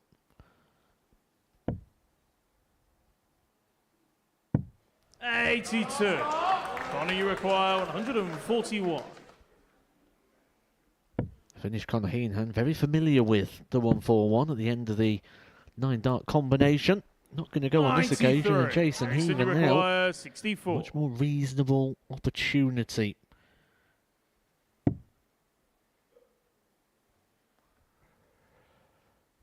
Yeah, 8-8. And shot of first Perfect leg, start. Jason Heaver. Not a million miles away, is it, Newbury, where he's from? Also the Second leg, it's Jason to the row home first. Game on. birthplace of the world number 1, Luke Humphries.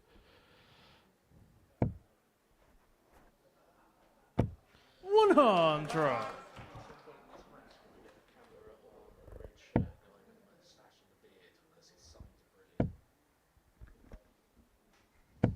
$55.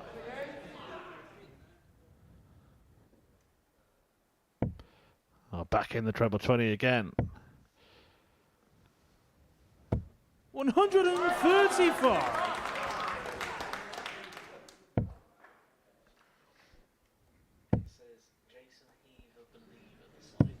$127.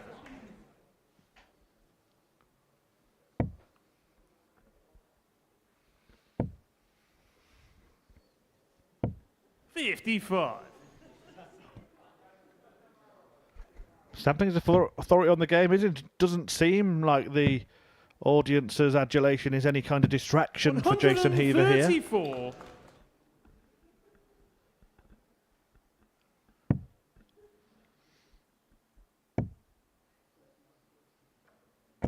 $99. Well, he said to us, didn't he, when he was in interview, that he's very shy, he doesn't like this side of the game, but something he's going to have to get used to, certainly if he's going to play darts like this. 112. It's on.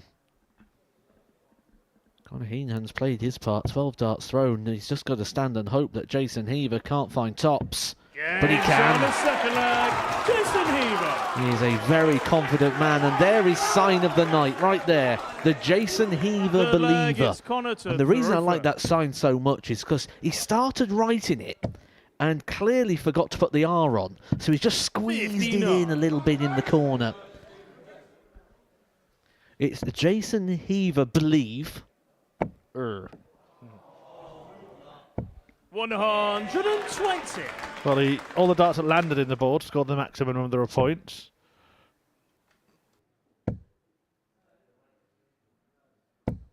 $100.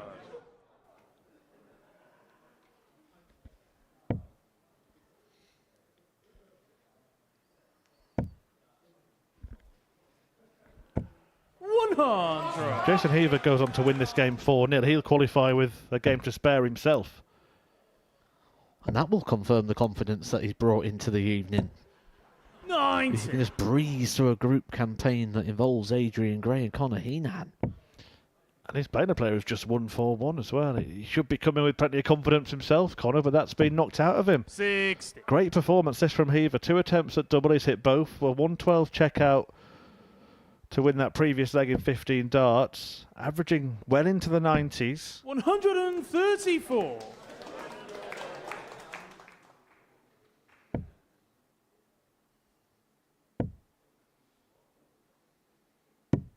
$87. Connor, you require The mini 118. slip though for Heaver would leave extra work to do, and Conor Henahan may be able to get something on the board here. Loves this target.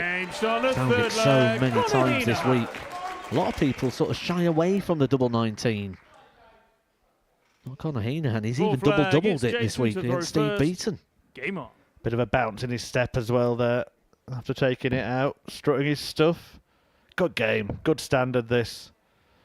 A pair of them at it. 100. I suppose for Conor Henahan, in fact, Jason, let me start that again. I suppose for Jason Heaver, he's in the position that a lot of people would love to be in the fact that he's coming up in match number 4. You've managed just to see the night unfold. You've had a little extra time in the practice room. You've let things settle. 50 He's settled serve. very well.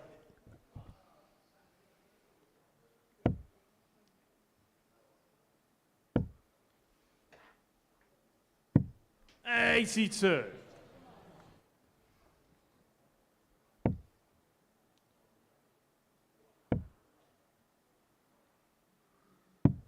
.47.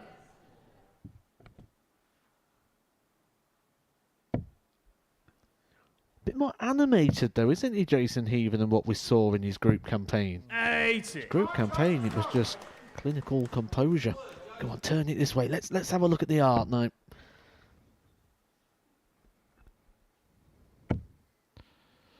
We've all done that, haven't we, on birthday cards and 100. letters and things. You write the M and the U a bit too big, and the last M on Mum's got to be boxed in the corner. To be fair, I did it on the original Edgar TV sign. 99. Had to squeeze an R in. There we go.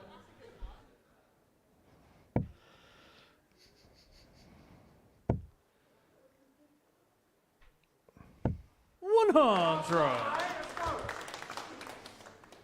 Jason Heaver, believe. Or what's happened is he's written it, 65. and one of his friends have Jason, you gone, require it would probably 97. rhyme better if it was believer rather than believe. Or do they believe in him here? 78. Could go for double 19 for tops.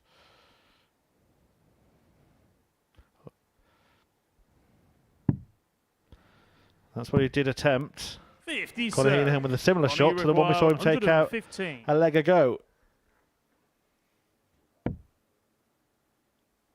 When he could actually end up on that double 19 again himself, but not to be. 59. Heaver Jason, you require for 3-1. 40.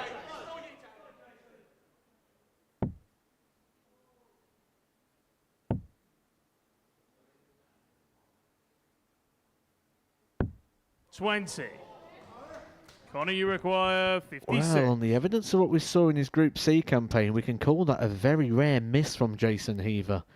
He didn't let opportunities pass him by, but what he's done here is he's let Conor Henahan back into the game. If he can find tops, he's back to being the favourite. 16. Jason, you require 20.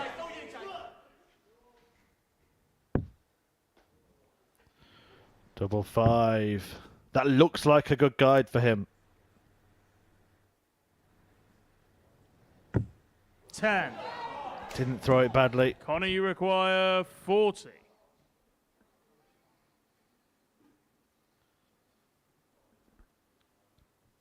Well, he didn't make many individual slips. He's now made 2. That is the difference between Group C and the Saturday night. 30. Conor Henahan not punished him. Jason, you require 10. Edgy leg, but could be quite decisive.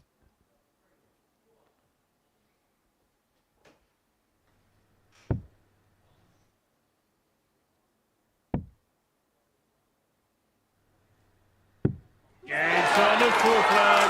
Jason Heaver. Conor Henahan couldn't take his eye off the board. He was just stood there taking deep breaths, hoping, praying. But his Fifth prayers flag, was it's not Conor to answered. throw first. Game on.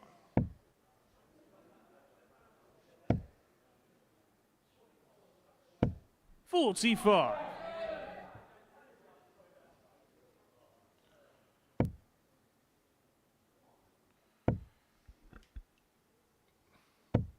$45.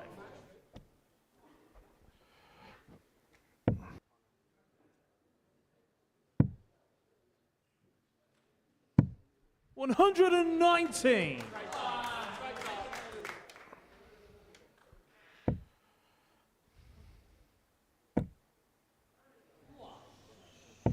$125.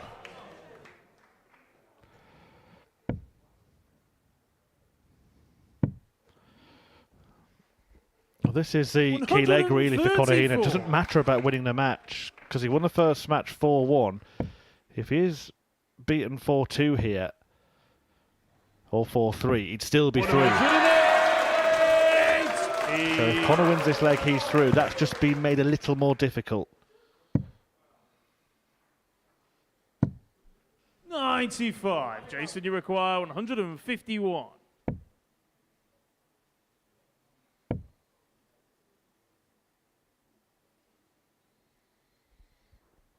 Good look at the ball here with this last start. 100. Connie, Oh, he could just require force it past, and 108. that's the bonus of those smaller flights. It does leave targets open that others would not find. Tees up top. 88. Well, that was a Jason, start you to require qualify. 51. Now, he could find himself crashing through the trapdoor. Could it even be back for a 9-dart shootout?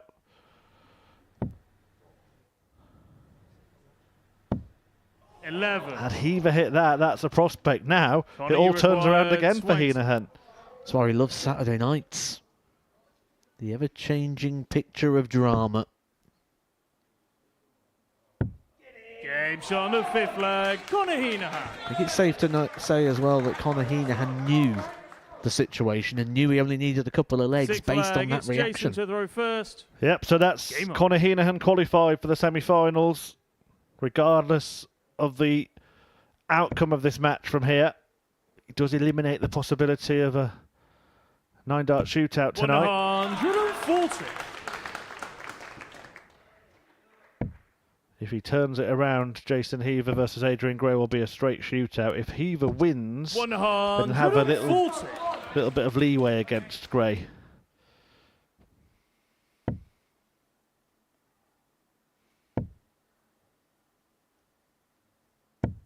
$55. He'll be holding all the aces, really. Would only need 2 legs against Adrian Gray with victory in this one. 80.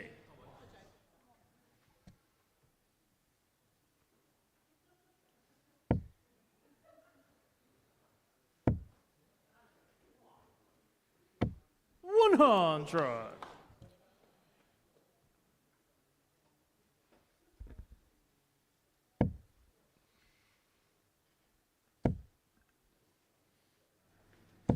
$180. Interesting timing there for Conor Henahan. Looking good to potentially 6. turn this one around, Connie certainly require now. 101. Probably be expecting 6. Yeah, it's another interesting quirk, isn't it? We'll come on to it. The mathematics, the permutations, as Henahan looks 88. there for double Jason, 13 you in the require end. 146. Living and breathing every second. Another. Because if Heaver, if he'd taken that out, he goes into the Adrian Gray match only needing 2 legs to qualify. But if he loses this game, he's going to go and need to win double that 86. amount of legs. Connie, He'll you have to win all require 4. 13. No score. Jason, you require 60. He's off the hook. That's a mess and a miss for Henahan. It's not going to damage his chances of winning tonight. But Heaver might be about to boost his. 2 10s. Game And shot. Jason Heaver puts himself in a strong position. It may be Heaver who's won the game, but Conor Henahan has qualified for the semi-finals. Adrian Gray left with it all to do when he takes on the most popular man in Portsmouth tonight in the last game of the group stages. Jason Heaver, with a tsunami of fans behind him, gives them a wave and exits the stage after winning 4-2 against Conor Henahan. So a reminder, he only needs 2 legs against Adrian Gray in his final match. The next match is Steve Beaton against David Evans. They're both through. Whoever wins it wins Group 1.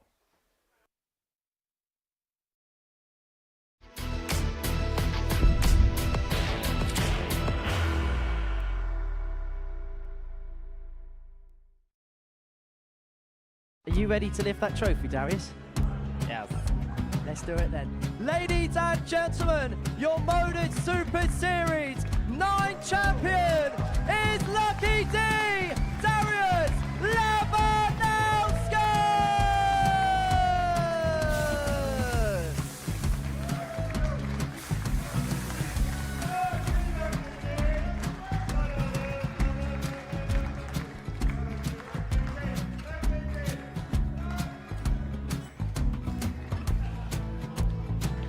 For What a wonderful night of darts we have seen, and we are ready. Our champion is ready, and it's trophy time. So receive the trophy. £25,000. The new Modus Super Series champion, the Terminator, Marvin Van Velzen.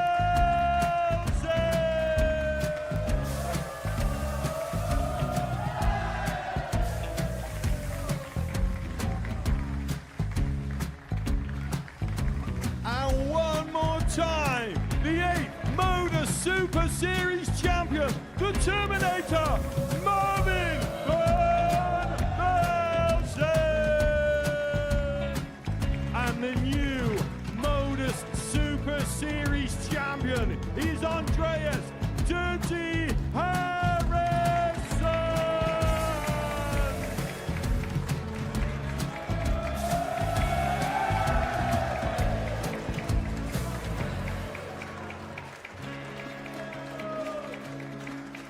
And one more time, the 7th Modus Super Series champion. Give it up for Andreas Dirty Harrison. The moment we've all been waiting for. Would you please show your appreciation for your Series 6 Modus Super Series champion, Scott Taylor.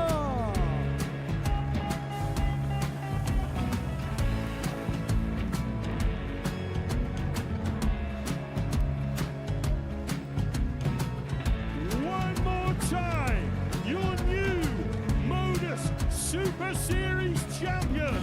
He is Chucky. He is Jim McEwen. Ladies and gentlemen, your Modus Super Series champion, retaining his title, the Nuke, Luke Littler!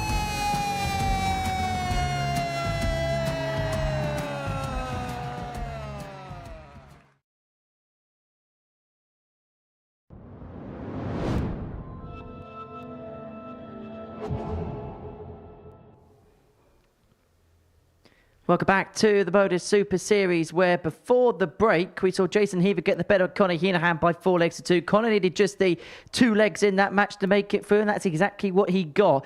In Group 1, Dan Aspbury was eliminated following defeats to David Evans and Steve Beaton. So they'll be playing off for top spot in Group 1, whilst the final game of Group 2 is going to be a straight shootout between Jason Heaver and Adrian Gray to see who will make it into the semi-final. So we know 3 of the 4 semi-finalists, but we don't quite know in what order yet. But we'll find out half of them by the end of this one. Steve Beaton taking on David Evans in front of what is a packed-out crowd here at the Live Lounge in Portsmouth, who are very much enjoying their evening, to the point where one of the supporters at the end of the previous game decided to do a dab. Is 2025, not 2016. We do have a couple of dab hands in the commentary box in Matthew Edgar and Chris Murphy. Yeah, the lively lounge in Portsmouth tonight, isn't it? Absolutely superb audience, and many of them were cheering on Jason Heaver in their own styles in that previous match, and he seemed to thrive. Steve Beaton certainly thrived in his opener of 4-0 success as he breezed past Dan Aspbury, already defeated by David Evans, but in really different circumstances. The first match First leg, for it's Aspbury. Steve to throw first. So the winner of this wins the group and plays in the first semi-final. And I think that would probably suit Steve Beaton down to a T, because it would be alternate matches all the way through the evening. And he'd have the throw in the semi-finals as well, which could be a big advantage. And Steve will want every advantage he's got, because he's found himself burnt quite a few times this week at the Super Series. 23 games played, won 12. Despite having the best running average of anybody this week, 89.99. Despite having the highest average of everybody, 104.06. That game coming on Wednesday afternoon. And despite hitting the most 180s, 32 maximums for the bronzed Adonis. 100.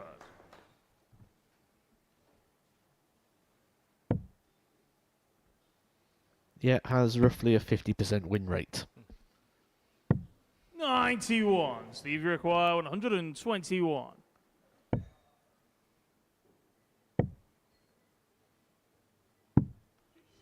100. Well, decent-ish start for Steve Beaton.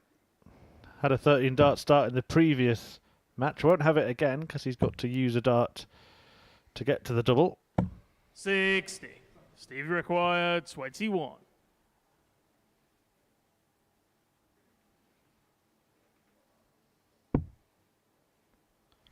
Well, he chooses double 4. Game shot on the first leg. And he gets it. Steve Beaton.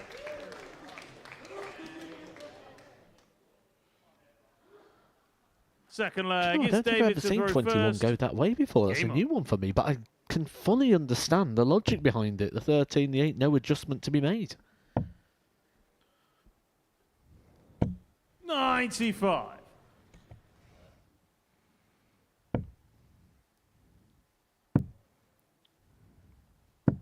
96.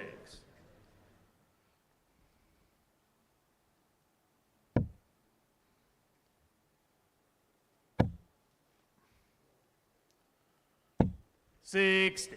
If you are just tuning in, a reminder that these two players are already through. Also progressing to the semi-finals, Connor Henahan. We'll find out in the final match of the group stages whether or not it will be Jason Heaver or Adrian Gray. And it's big advantage to Heaver in that one. Gray needs to win 4-0 or 4-1. Only 2 scorelines will see him through. All of the other possible scorelines, including a 4-2 or 4-3 defeat, we'll see Jason Heaver qualify at Gray's expense.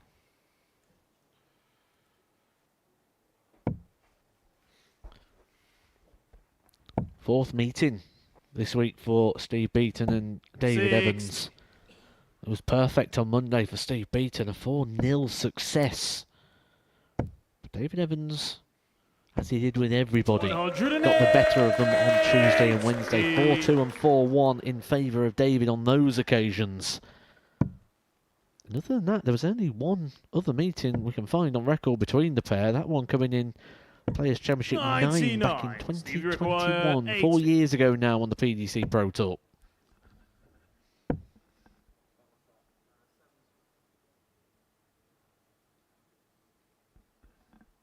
Steve Beaton going for the ask the referee option what it's in, rather than the persist and continue and end up getting it a little bit wrong. Evans gets that right for double 14, and he gets that right as well. David Evans. To square up the encounter at 1 apiece. Third leg, it's Steve to throw first. Game on. I think my favourite moment for Steve Beaton with the wasn't quite sure if it was in or not, so just persisted 54. rule was in Double Trouble week, where he hit tops with the opening dart and then continued to throw at it. I think David Evans heard your commentary then, Matt. Maybe not, because he's laughing. Yeah, had a bit of beef for you once upon a time, didn't he? Resulted in rubber ducks being placed around the live lounge in Portsmouth. Yes, absolutely. 140. I referred to David Evans as a sitting duck. And yeah, then he went and bought loads of rubber ducks and dotted them around, and it actually took us quite a while to dig them all out, because they ended up like falling behind things, and everywhere we sort of looked or moved things, we kept finding rubber ducks. 100. I'll show you, sitting duck.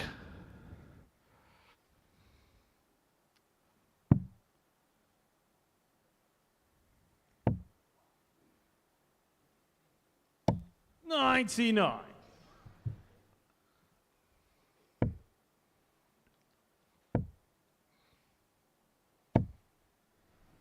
100.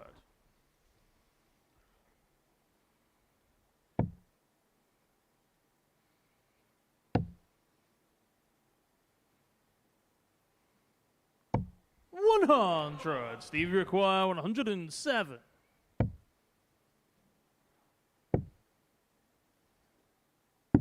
75. David, you require 110. 110 then to break through.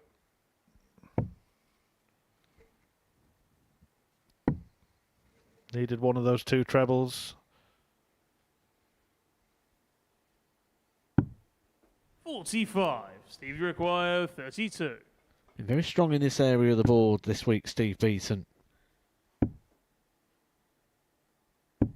16. Well, very strong until now. David, you require 65.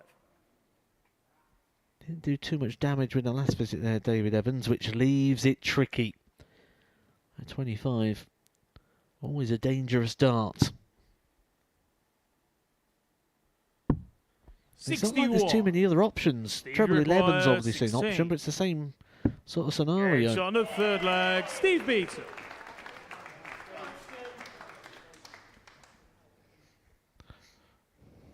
Fourth flag, it's David to throw first. Game on. Well, it's always going to be an exciting addition to the Super Series in 2025, Steve Beaton. And we've seen plenty of him already. 131. But will his first win come just at the right time? Pretty much a week before Champions Week gets underway. It's the last week of qualifying. 140. Next week, beginning Monday. Good lineup as well. Interesting lineup. Headlined by John Henderson. Yeah, Champions Week shaping up nicely as well. You've got a lot of players that are emerging talents. You've got a current world champion in Shane McGurk. 123. Big names like Devon Peterson and most notably perhaps Mervyn King. You add the likes of Steve Beaton and John Henderson to that, then that's a very illustrious list of names. Looking forward to seeing Ryan Brandley next week. Someone who's been down here at the Super Series before. Played very, very well on that occasion. And when we look at players like Ryan Brandley, I like to follow their progress after. When someone sort of stands out and someone looks impressive. And I've been mightily impressed with the development of Ryan Brandley. Really excited to see how he gets on here. He would not surprise me one bit if he books a place in Champions Week. Some story that would be. 54. David, you require 110. A story we've perhaps seen before. Brandley, a teenage talent. Evans again can't take out the 84. Yeah, still 16 years of old, Ryan Brandley. Steve, you require 84. Ball for Beaton. 59. David, you require 24. Game shot on the fourth flag, David Evans.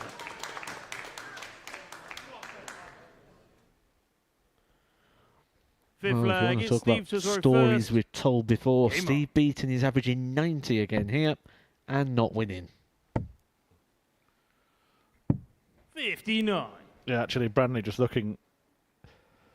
Turns 17 next month, so could win as a 16-year-old Champions Week, just like Luke Littler did. 108.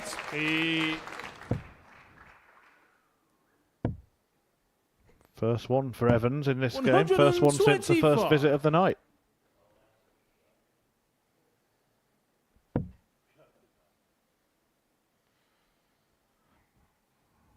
Yeah, do tune in from Monday morning 81. to see the likes of the Highlander, John Henderson, on stage at the Super Series from 9:30 a.m. 99. UK time. If you missed the lineup reveal, well, we've mentioned 2 of them. Ryan Brandley is coming in Group C with Peter Jakes, who's slightly older than Ryan. Brandon Walsh as well.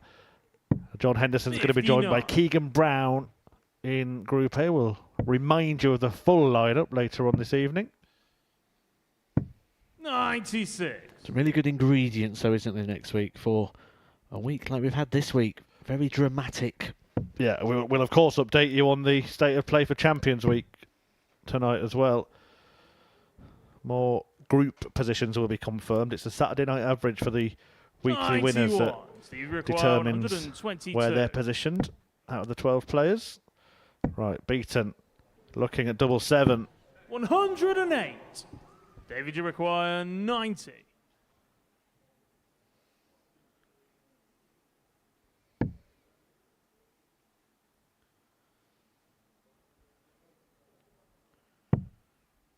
Which I suppose makes games like this quite important.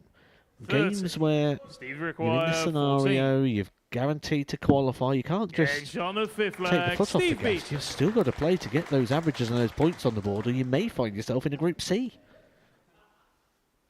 Yep, Sixth fair leg, point. it's David to throw Probably first. something that players don't Game think on. about. Well, probably shouldn't think about. Should just think about playing their best. But quite right. I wonder how often that happens where a player's already through and then actually ends up losing that bit of 134. intensity and focus and damaging their average, and it puts them in a group lesser to the one they would have been in if they'd maintained that level.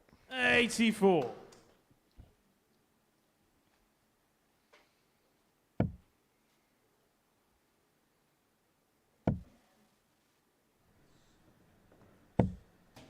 $140. We can't accuse David Evans of losing the intensity here. 30.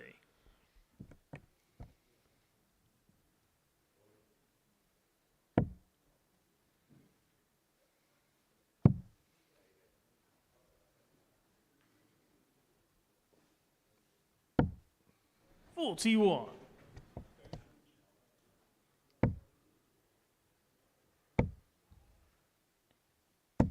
$140. Simon Whitlock here last Saturday. And as mentioned earlier, hit a 9 darter tonight up in Middlesbrough, a Modus exhibition. If you fancy going to one of those, tickets also 58. available via dartshop.tv.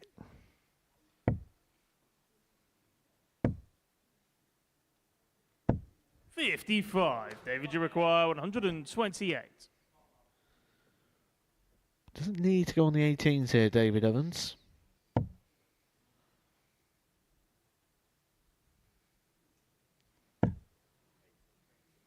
Going to use the luxury of time that he has earned by 96. scoring Steve Beaton in the scoring phase of this leg.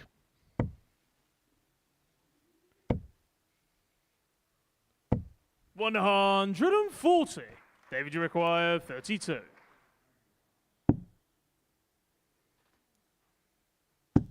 Game shot on the sixth leg. Evans then David forces the Evans. decider. The winner of this leg will win Group 1 tonight and will have the throw 7 in the from first final leg. It's semi-final. Steve to throw first. Game on.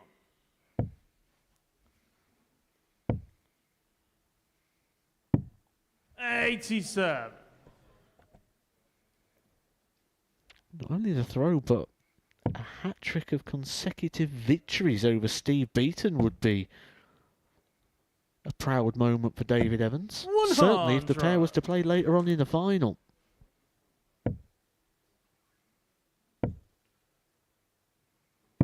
$97.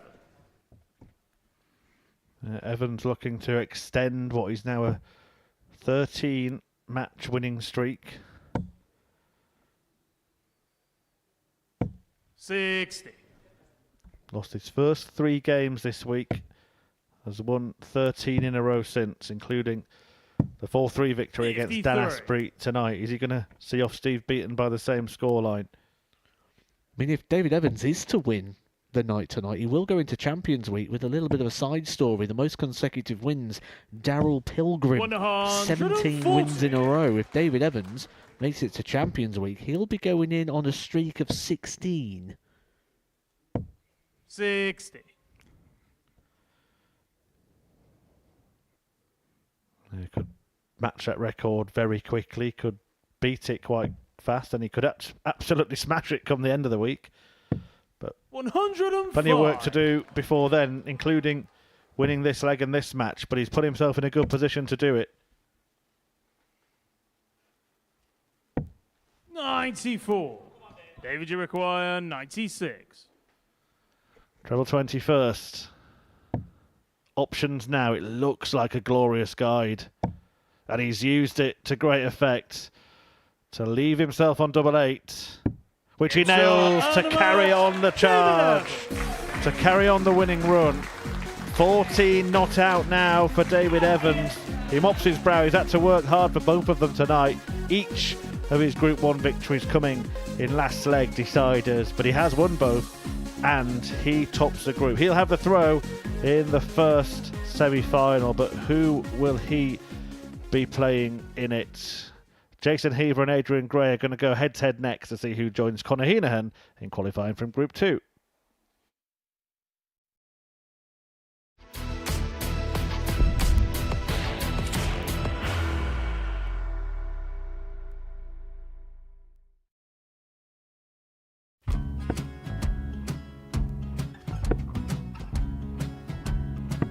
$54. Charlie Maguire, 164.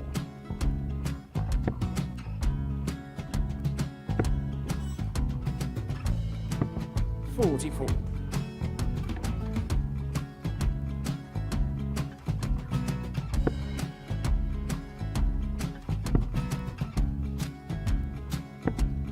$32. Charlie required 120.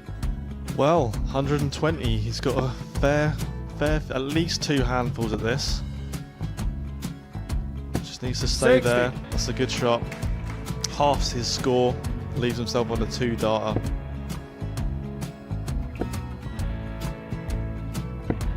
$26. Charlie Time on his required side 60.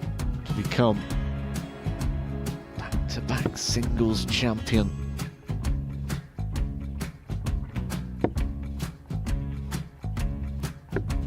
$40. Definitely a couple of nerves in those last 2 darts. But he'll be coming back. It's a moment he's been in before this situation. Standing at the back of the stage, Charlie approaching the required Oki with a 20. chance to win the title.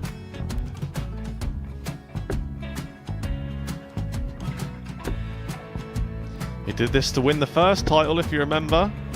11. I think he's gone. Georgia I think require he's gone to 180. bust it, maybe. The first title he won, he wanted 20. He went 6-7-7 to win it. He had a chance to replicate it again. Yeah, I get the feeling that was for a bust, and 39. on that situation there, George Scaife wasn't even able to take it out going to the 18s on that switch. Yeah, I think he just panicked a bit, but he's done well to get that big one. Sometimes can be the hardest part. Georgia requires This is it. 79. It's got to be 19s. It's got to be 19s for this shot. Big 20 and a double. He's got the first one. He's going to get a match dart here.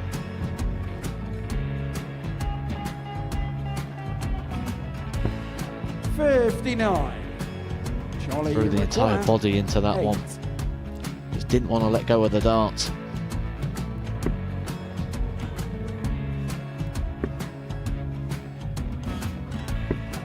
No score. He's given George a chance. Georgia require 20. I think George has been quite good on double 10 today.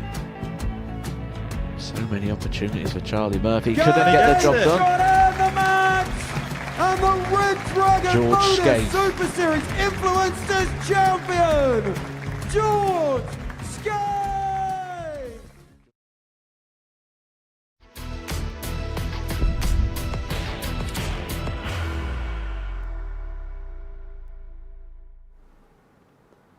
Welcome back to the Modus Super Series. Plenty coming up across Pluto TV around the live action. When we're done, we're going to be pranking darts players, and that involves Adrian Gray. That's coming up once we're done. Then tomorrow from 12 o'clock, the latest edition of the Tungsten Talk series features Devon Peterson, the African warrior, the reigning ADC Global Champion. That's going to be back live with us here on Pluto TV in December. But in the more immediate future, the final week of qualification gets underway on Monday. John Henderson, the big name in action there, and he'll be hoping for another tilt to the Champions Week, and that will get underway on Monday the 21st of April, the Champions Night itself on April the 26th. That's going to be live from 7:30 p.m. We've got a special night worth of darts for you, and that is going to be here on Pluto TV.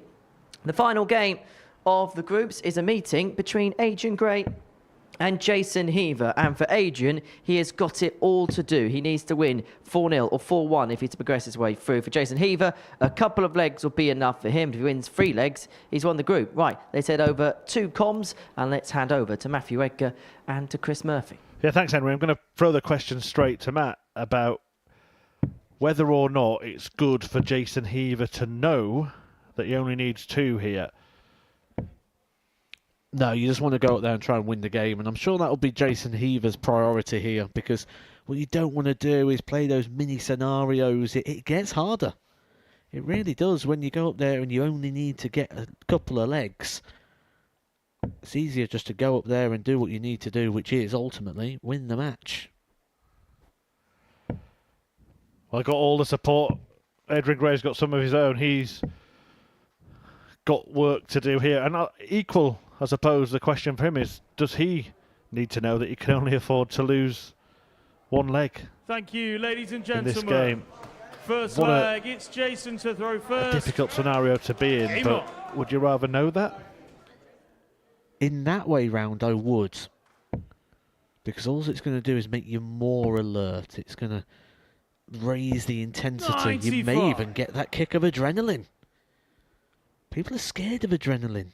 They don't like it. But if you can embrace it, if you can use it, think of all the things that adrenaline's going to do that's just going to benefit your game. 45. Plenty in for Heaver. I believe including WDF 100. World Boys Champion Archie Self. You'd be able to see him there, just a couple of seats back from the front 59. row.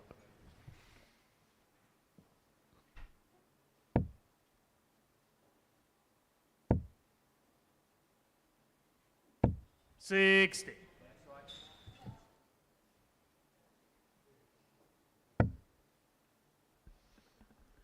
But the one thing you can't do when you're in the scenario that Adrian Gray is start slow.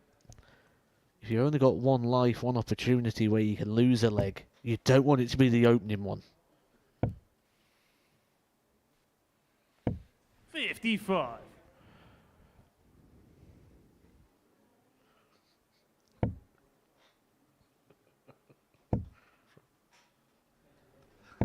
$140.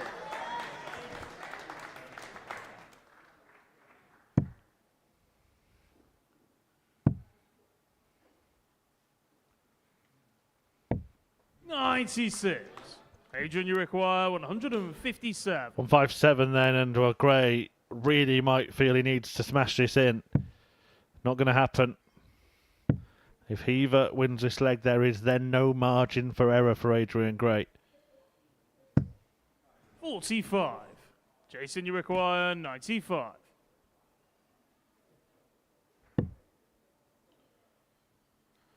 $70 points remaining, but I think he might have blocked the bull here. What do I know? First leg, Jason Heaver. Well, that's the benefit of those flights. Puts less material in the way, leg, less it's risk. Adrian to throw first. Game on. Does mean you have to throw very clean, means you have to throw it right. Not as much more forgiving with the equipment. 41. Yeah, I think I'll leave the punditry to you in future, Matthew.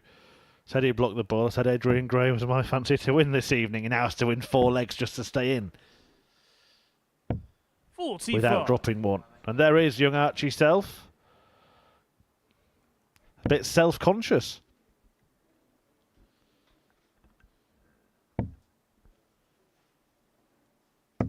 $41.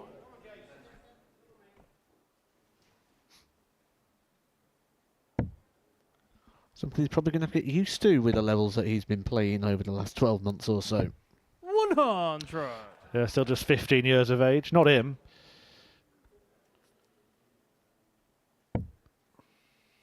Is that our head of social media, Jake Kenyon's brother? 100.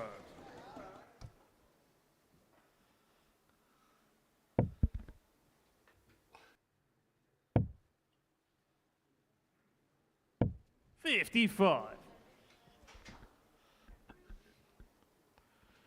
Just feels a little bit flat from Adrian, doesn't it? It's surprised me that the improvements he's been making and that he knows he's been making 99. haven't been on show this evening.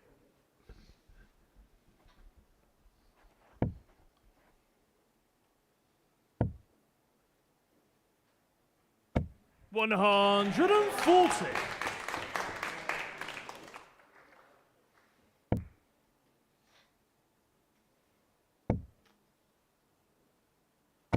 $60. Jason, you require Time is ticking away 161. very quickly for Adrian Gray's chances here.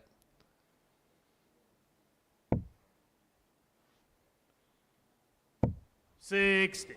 Adrian, you require Well, 160. eyes went to the bullseye there for Jason Heaver. We did talk about the fact that he hasn't really shown advanced counting this week. Well, this would be an advanced finish. Oh, what a skin saver from Adrian Gray. He'll be wondering where that's been all night. He might need a bit more of it. But it's a Third start. leg, it's Jason to throw first. Game on. If we was playing a game that we discussed earlier in the week with Richie Burnett, in or out, I'm going to call it, which was where we don't show the dartboard and you've got to 41. judge whether it was hit or missed based on the reaction of the player. I would not have said that Adrian Gray looked like a player who's just took out a 160 to save his life here at the Super Series this week. Yeah, and it probably indicates that he is 81. fully aware of the situation, that there is a lot more work to do. But he has to start somewhere, and what a place to start. 60. Because that was a warning shot as well to Jason Heaver. I can pull it out the bag when I need to. Don't give me an opportunity. And he would qualify at Heaver's expense if he is to win 100. 3 more legs without dropping one. Heaver wins 1 more, he's through. He wins 2 more, he wins the group. 100.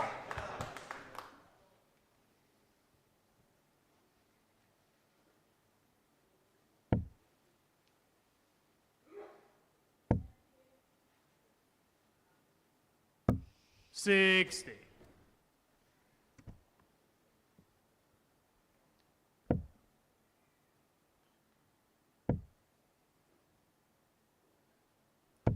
The problem I 125. think for Adrian Gray right now is it feels like he's relying on misses from Jason Heaver to give him the opportunities. Just clinging on at the moment to his hopes of getting through to the semi-finals. 60. And the cliff edge rock is crumbling between his fingers.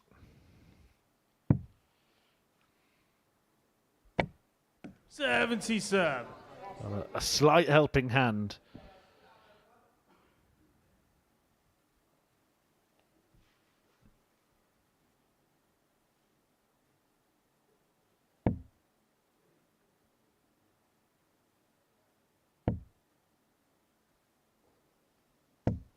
$60. Jason, you require 98.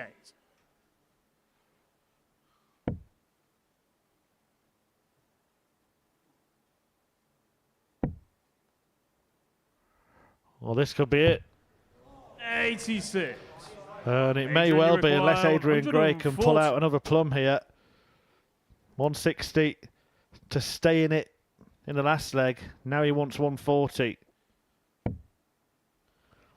It was 20 points less, but it was the same equation, wasn't it? 2 trebles and a double required. He didn't hit a treble for the last 9 darts, which made it feel quite an unlikely scenario. We said he's relying on misses of Jason Heaver. Here we are again.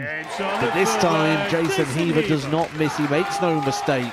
And he gets the 2 required legs, which completes a semi-final Fourth lineup. leg, it's Adrian to throw first. So now, all we Game on. need to determine is who wins Group 2. And 1 more leg for Jason Heaver would see it go his way.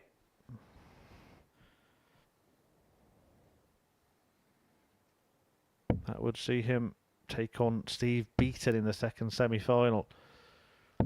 Doesn't seem like much of a bonus for winning the group, really, does it? Congratulations, you won the group. You will now play champion of the world, Steve Beaton. 58.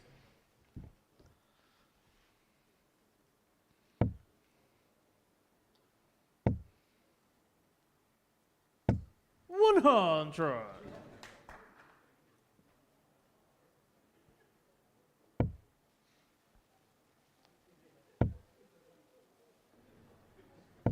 $108. And he's edging towards that. He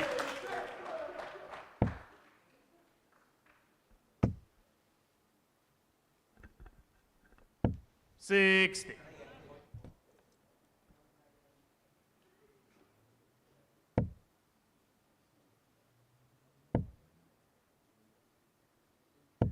$100.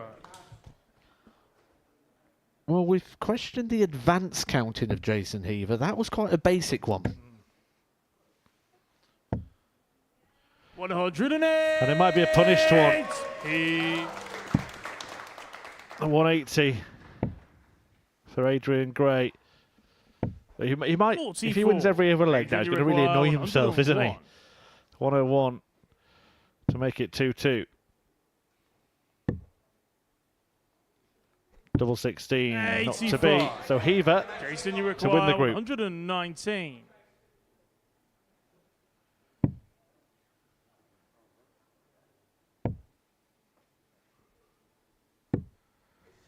$35. Have to wait Adrian, you to require win a third 16. leg as Gray takes aim at double 8. And now double 4. No score. Couldn't find it. Jason, you require 84.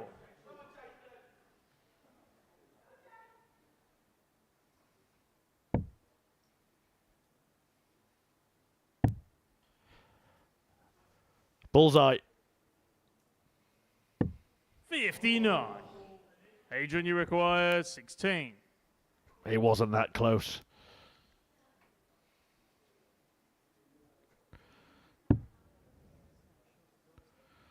Just not being comfortable tonight at all. Adrian Gray. And that's going to frustrate him right on the wire. Trying to find the adjustment, trying to find the angle, and he can't. Jason, you require Something that has been a 25. strength, something that got him to this stage, is now becoming a weakness when he relies on it the most.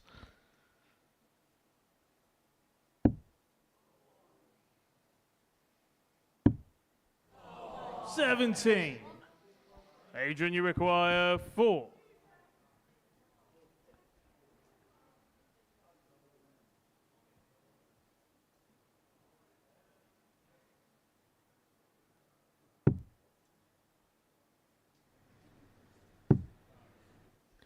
Well, that is inviting. No score. And even missing those sort of darts just shows you that Adrian Jason, Gray you require just 8. not at it tonight. Yeah, I think he just wants the night to be over. Try again in Series 11. Games on the full Jason play. Heaver Jason Heaver. has won Group 2. Fifth Got the leg, 3 it's legs Jason required to throw do so. first. He will face Game on. Steve Beaton in semi-final number 2. Semi-final 1 will be David Evans against Conor Henahan. 140.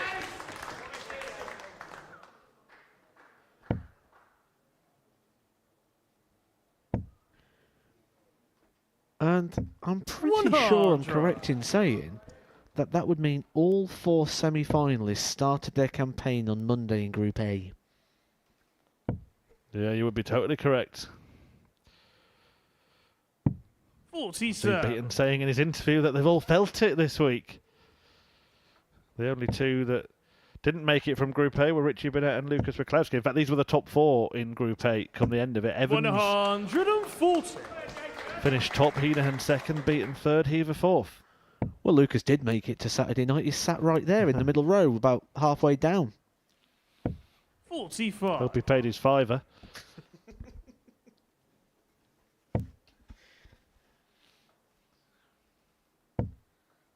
I thought we saw some signs from him. 45. Certainly in the second part of the week.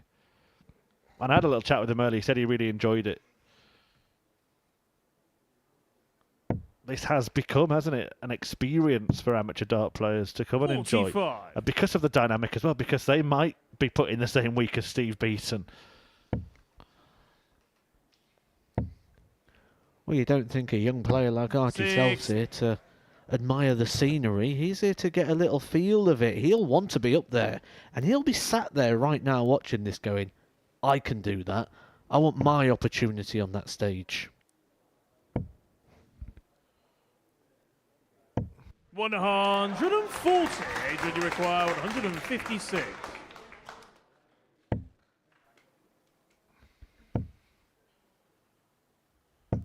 $85. Jason, you require 84.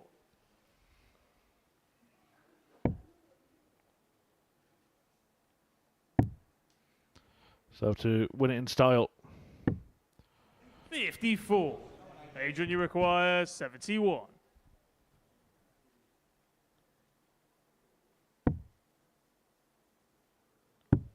Game shot on the fifth leg, Adrian Gray.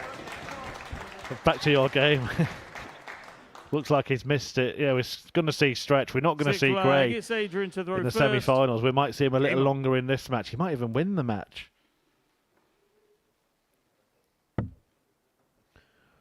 Which will just annoy him even more. We've seen a lot of frustrated dart players this week at the Super 30. Series, haven't we? One in particular.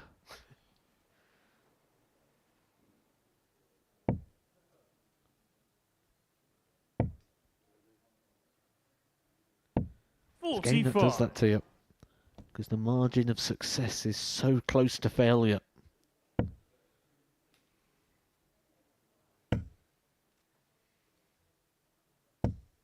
$100.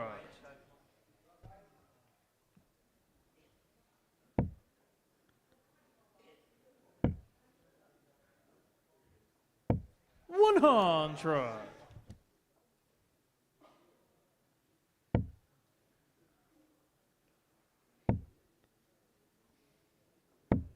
$45. Straight knockout darts after this. Biggs, he was here last week, wasn't he? 100. Martin Biggs of Northampton.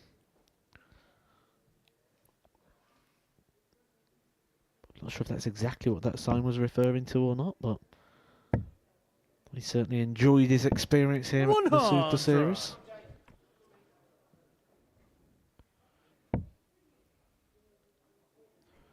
Maybe the time was just left over. 60. Maybe they got the wrong week and booked in for this one.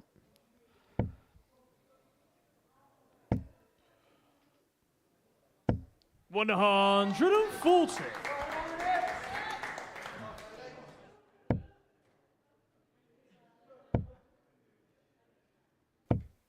$100. Adrian, you require 86.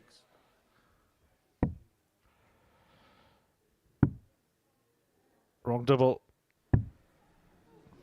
68. He's Jason, finally you going to be put out of his require misery here. 96.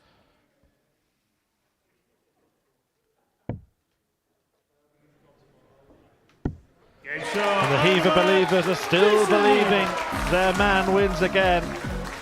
A 4-2 success to top Group 2. And Jason Heaver may be sending his fans home happy. It hasn't been Adrian Gray's night, just couldn't get going. He departs, Jason Heaver progresses, and the semi-finals are now set. After that victory, Jason Heaver will take on Steve Beaton in the second semi. In the first, after the break, it'll be David Evans versus Conor Henahan. Don't go anywhere.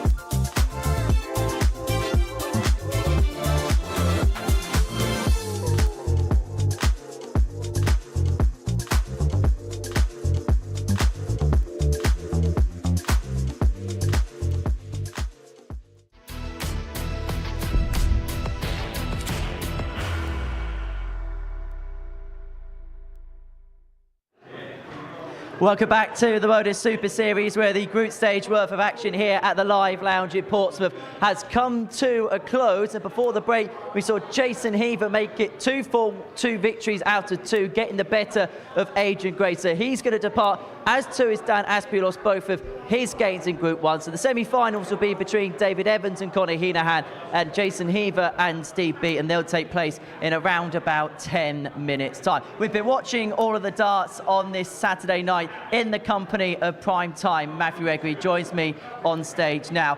First of all, what would be your overall assessment of what we've seen so far this evening?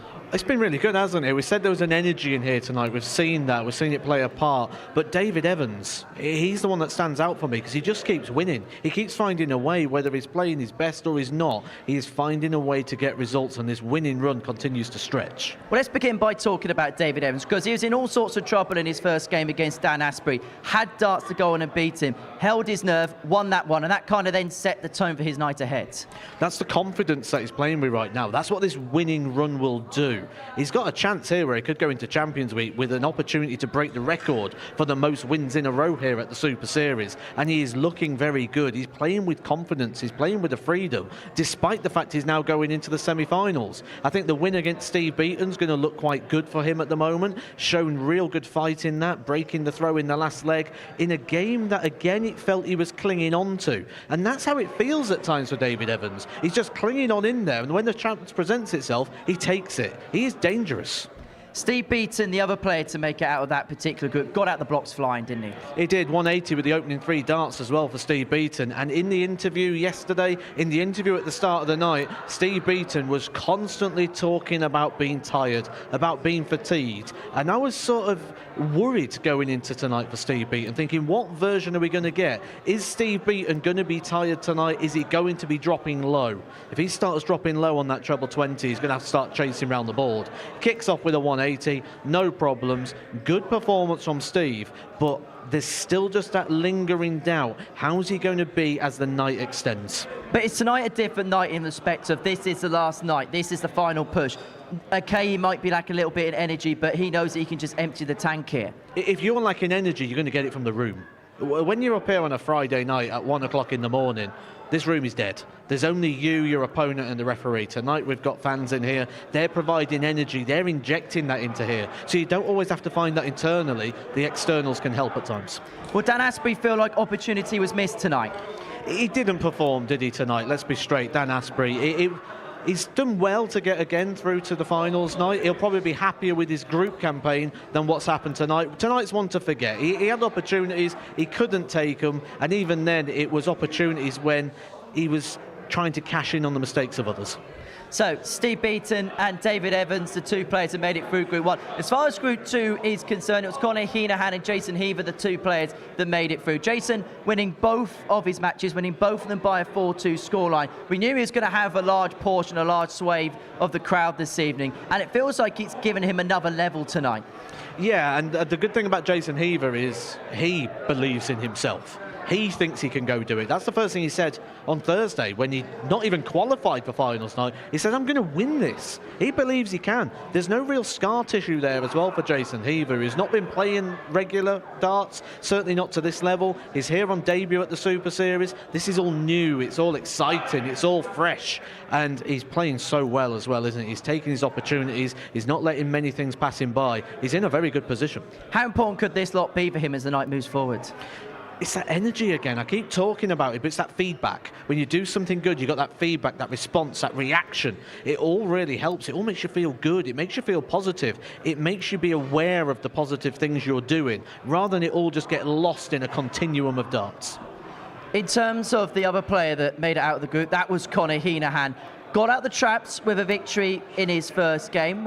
Has it kind of been the story of his week, where it was a good first performance, maybe didn't quite hit the heights in game 2? That's exactly Conor Henahan. I mean, we look at last night, he beat Steve Beaton, averaging over 100, then the next game went and lost. And that's sort of been where he is, a little bit of a lack of consistency for Conor Henahan, which is maybe why we highlight him more as the 9-dart man, rather than the weekly winner, which he is. If he wins another one, though, that tideline won't change. In terms of Adrian Gray, we saw signs last night that he wasn't at his 100% best. Would he also feel like tonight he just never really got going. We highlighted the strength. The strength for Adrian Gray was the doubles, 45%. Elite level doubling. That had to continue tonight because the scoring power wasn't there over the last couple of days. Just the finishing was so good. Both sides let him down. It came to the doubles, he wasn't able to live up to what he's done in the group campaign, and unfortunately has gone out before the semis. So that is the story of the group games here at the Live Lounge in Portsmouth. The 4 remaining players are looking for the penultimate spot through to Champions Week, which begins in a fortnight's time.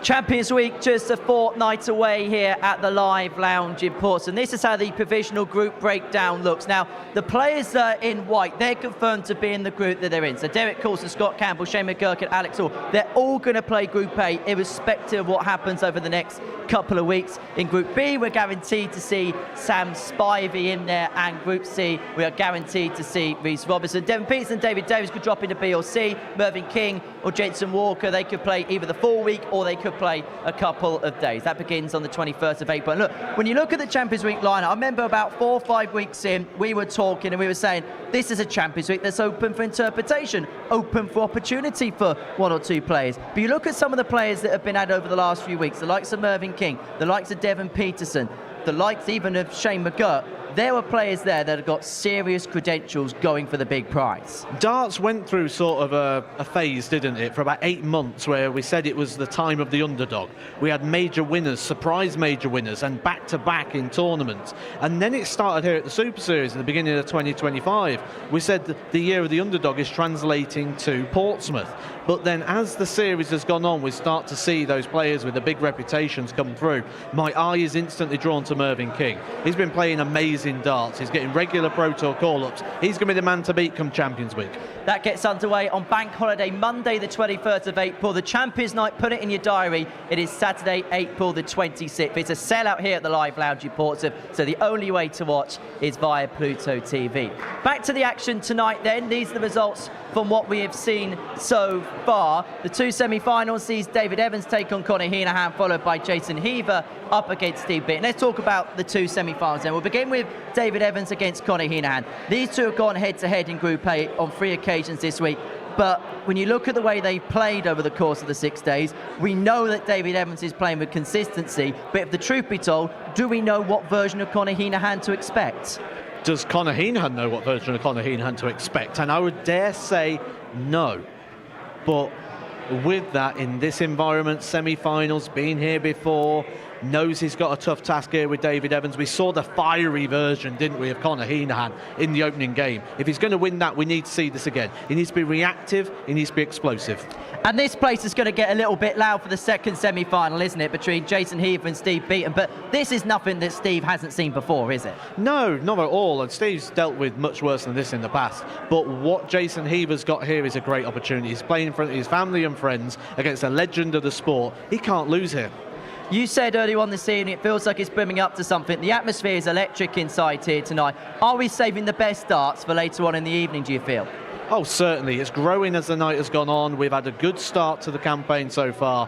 Now we've got some big hitters left playing for £5,000. And hey, what about this lot in the crowd this evening? They've certainly enjoyed themselves, haven't they? They have. It's been a great night, just like the last couple of nights have been here at the Live Lounge. And I think we're starting to get that atmosphere here on a Saturday night now. We're getting good reactive responses with a nice order of play in between the shots. Yeah, it certainly has been a fun night here at the Live Lounge in Portsmouth this evening. And now we're about to go up another notch as the semi-finals are about to get underway. And we are going to kick off with a meeting between David Evans and Conor Henahan.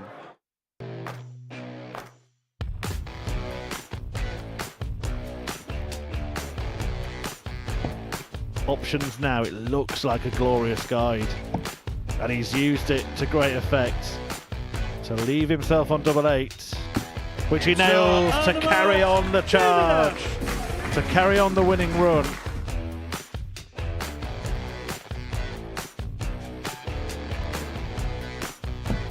It's a strong start from Conor Henahan.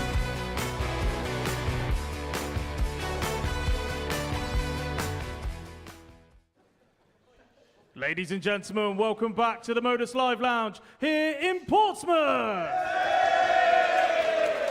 It's time now for our first semi-final of week 11. Could you please welcome Conor Henahan and Stretch David Evans. Green light, let's get it. I'm the future, I'm in it. Check score, I'm winning. Green light, let's get it. I just win. I'm a fan. 10. Hello, I'm Timothy. I got the recipe. I got the flow. I got the remedy. I know they do. Here we go then, semi-final number 1 of the evening. It's fair to say that the crowd are very much up for it. It's a meeting between David Evans and Conor Henahan, who's going to be the first player through to the final. David Evans looking for a first final here at the Live Lounge in Portsmouth. Conor Henahan looking for a second weekly win. Let's hand back to Matthew Edgar and Chris Murphy. Yeah, thank you very much. Straight knockout stuff from here on in. David Evans, the 35-year-old towering tungsten tosser from Preston,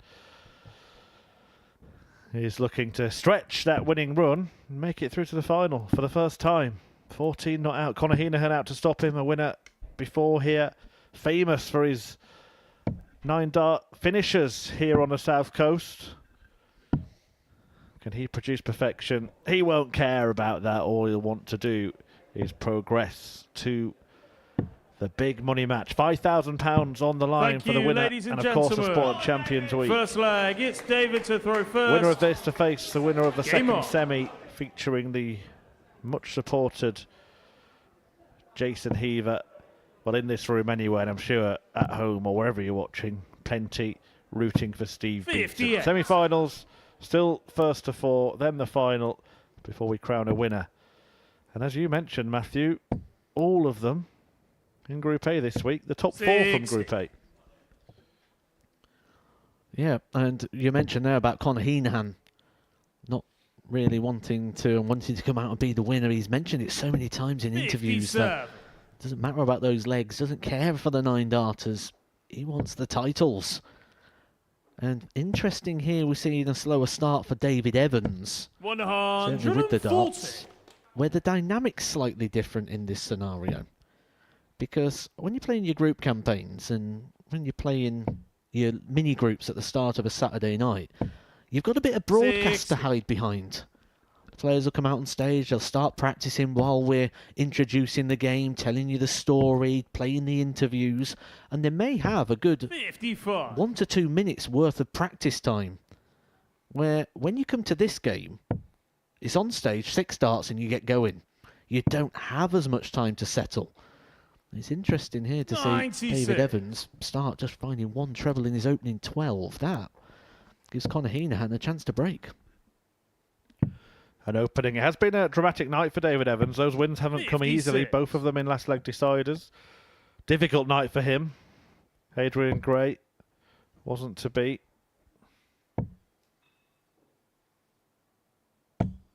100. Something else you get here that you don't really get these days in darts is that up close and personal experience of the losing players often sit in the audience as Adrian Graves today. Great setup that from Henahan. 130.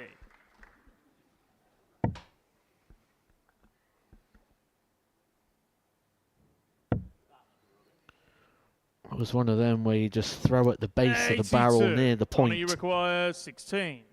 Didn't find Conor Henahan a chance to break and punish this slow start of David Evans. No score. Well, he made the double smaller by being so close 48. to it. And Evans might be off the hook once again tonight. Riding his luck at times.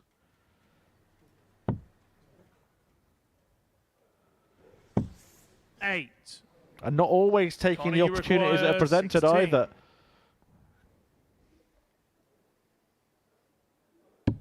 Game shot on the first leg. Henahan hits, Henahan breaks. We saw Second it on leg, the it's Conor to screen throw at the start of the first. match. 4 times a weekly Game on. semi-finalist, David Evans. When does that start to become a barrier in the brain? 135. Well, it will be a goal and a target, won't it, within his mind? He'll be thinking, right, I want to go one better. I want to improve that record, but that, a very loose start. Just rolled that completely in the fingers. 45. The technique breaking down for him here at this point. And again, I'm going to pinpoint just the change of how the semi-final is so different to the other rounds, in the fact that he wouldn't have had time to settle on the stage, and that's what it looks like right now, very unsettled.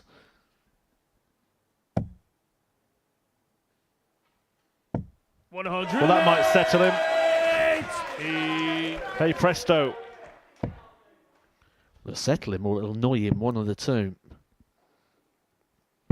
56.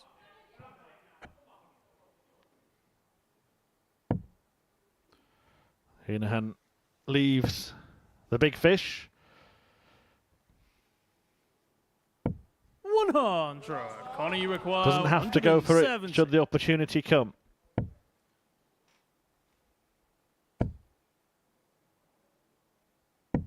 $134.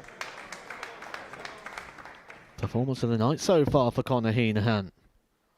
Henry Deacon says that the players saving the best for the end of the night. 55. Conor Conor, you Henahan require certainly 36. is. Serving it up tough to David Evans. 9 now. Can he use that? 27. Avoids it. David, you require Evans to break back though will need a 121. 3-figure combo here. Double chance finish this. Only 1 treble required for a go at the ball. And that treble now is treble 17. Not found. Henahan returns to clean up the 9. We've been saying it, haven't we, all night? He loves a 9. Conor, you require 9. No score. Does not like David, you that. require 76. Well, again, I refer back to a point you made. David Evans seems to be getting opportunities here and people making mistakes against him. Game shot on the second leg. David Evans. Does David Evans have a suitcase full of Modus Super Series voodoo Third dolls? leg. It's David to throw first. Game on. His name on the trophy. Is it David's destiny tonight? Because this hasn't been the polished performances that we saw in, well, 2 days undefeated in Group A. He's scrapped and he's fought and he's ridden his luck. 100. Well, I wouldn't even refer to the Group A as completely polished. Some of the games he was winning with mid-70 averages. 59. Just seems to be doing the right things to get the results. 57. Finding a way to win, you said, after the group stages. Can he find a way here? Could have easily been 2-0 down. Conor Henahan will certainly think he should have been 2-0 up.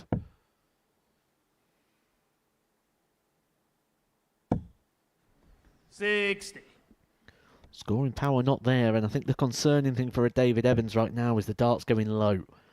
The way in which his darts sit in the board, he'll want them above the treble 20. 134.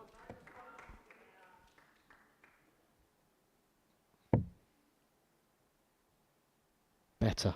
Can work off that, can build into the throw. 100.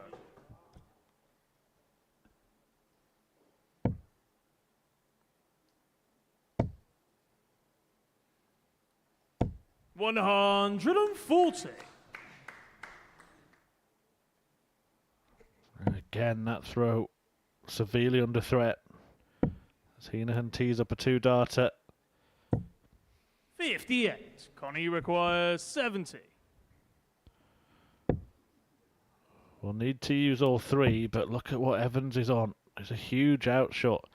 Tops here for Henahan. 30. Doesn't go. David, you require 164. He's had one similar this week, David Evans, the 154. That one ending on the double. This one would have to end on the bullseye if he can find another one of those. He can. 139. Oh, I think that felt good. The reaction says that it wasn't 40. far away from the bullseye. Great attempt, but it matters for nothing as Henahan breaks again. But that's what I want to see. That's what we need to see from Conor Henahan. If he's going to find his best darts, he finds it when the fire is in the belly.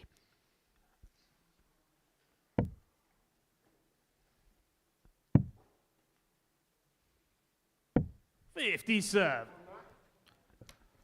4-1 victory against Adrian Gray for Conor Henahan.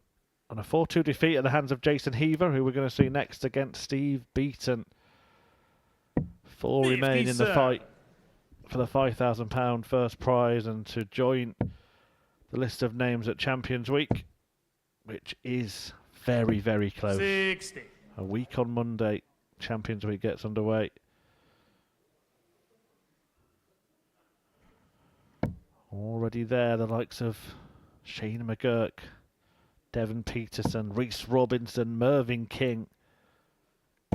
100.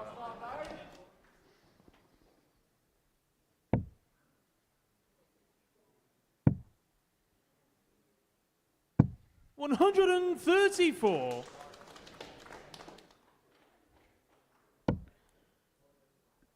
When you think about the time of the series as well and the sort of calendarisation of this, 134. there's a chance here to win in excess of £30,000 in the space of a couple of weeks.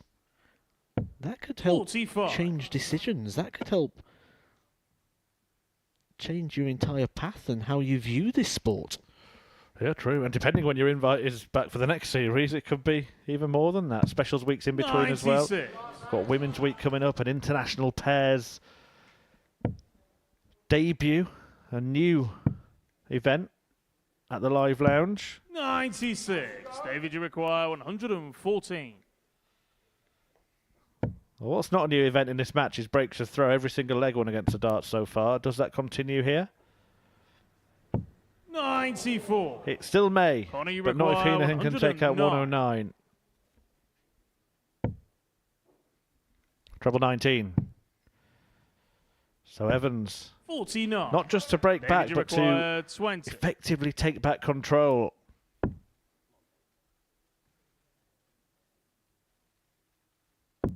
Gets on the fourth leg. Good dart, he had to move a fair bit over the oche there. So it's a race to 2. Fifth leg, it's And David he will to have throw a throw first. Game on. in 2 of the final 3 legs.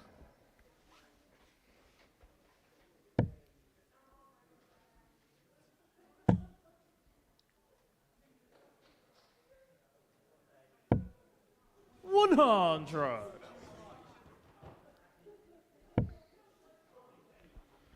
Both players below the running averages of the week. 60. Both 86, separated by fractions of a point.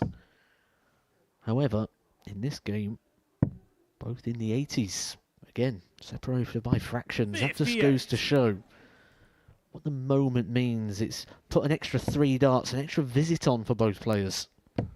Yeah, I wonder what we'll see in the next game with regard to that, because Steve Beaton should be quite relaxed about this. It's not going to be his greatest achievement, is it? Jason Heaver has seemed to thrive 96 on debut. And he does have a large percentage of the crowd behind him. 96. Although I think the largest or the loudest roars we've heard tonight have come from Conor Henahan at times.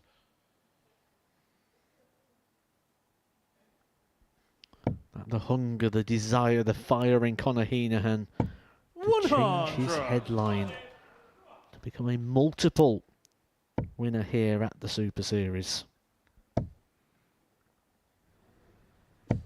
135. I think there's something in that, isn't there?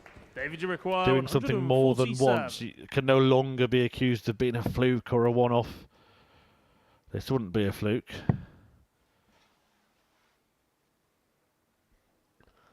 And a lot of players do recall that as well, don't they?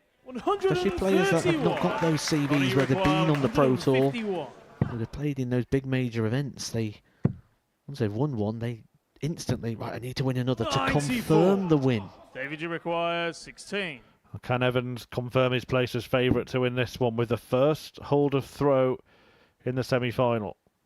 Similar shot to the previous leg. Opposite side of the board, had to move left. And with surgical accuracy, David Evans has taken the lead. Sick flag, it's Conor to throw for the first time in this semi-final. 140.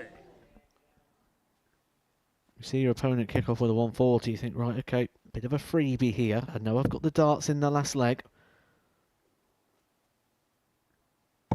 95. It's very quick to the hockey as well, wasn't he, Conor Henahan there? Just wants to put the damage right as quickly as possible. 100.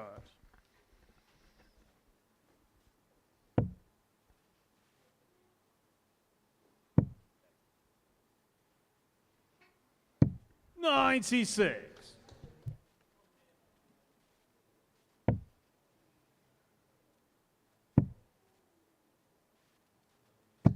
81.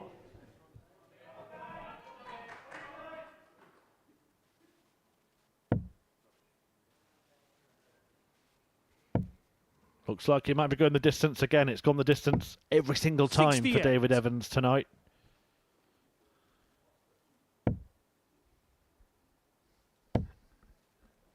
The last game he won 140. in Group A was a 4-2 victory on Wednesday against Conor Henahan. This one seems destined to be another 4-3. 87. Conor, you require 40. Game shot on the sick flag. Conor Henahan. To go all the way. A one-leg shootout for a place in the final. 7th and final leg. It's David to throw. Well, he's done it twice tonight, David Evans. Can he do it a third time? Is it a charm this evening? And can he stretch that unbeaten run to 15? 81. At the Super Series. Something Matthew mentioned earlier tonight. The record for matches won in a row is 17, held by Daryl Pilgrim. 100. This will be 15 for Evans. A win in the final will be 16. When he returns for Champions Week, if he does indeed win tonight, that record will be in his sights. 60.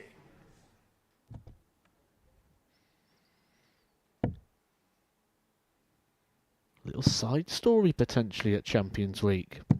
96. And when he lost his first 3 games on Monday, who would have thought that that could be a conversation? Well, as long as the only answer to that question was David Evans, it explains why we're in this scenario. Never lose faith in the ability. 100. Coming to the crunch here. Good dart. 90. 3 good darts, really, but 2 of them the wrong side of the treble. He's becoming very alert, isn't he, David Evans? He was stood at the back of the stage there, like peering at the board. We have seen him nodding along at times, expecting the opponent to hit. But that just drags you along with the emotional side of the game. We saw a rather meaningless 160 checkout Fifth. in the last match. David, you require 160. But now, David Evans doesn't even need to take it out. Henahan can't finish. Evans has a little bit of breathing space here. Minimum requirement here, stay straight. 100. Yeah, and that's been the problem for Conor Henahan. 4 out of the last 6 darts going in the treble 5. But match starts incoming here, you feel. David Evans will be expecting 2. But Henahan is there to strike should Evans make a slip. 4 semi-final defeats for David Evans.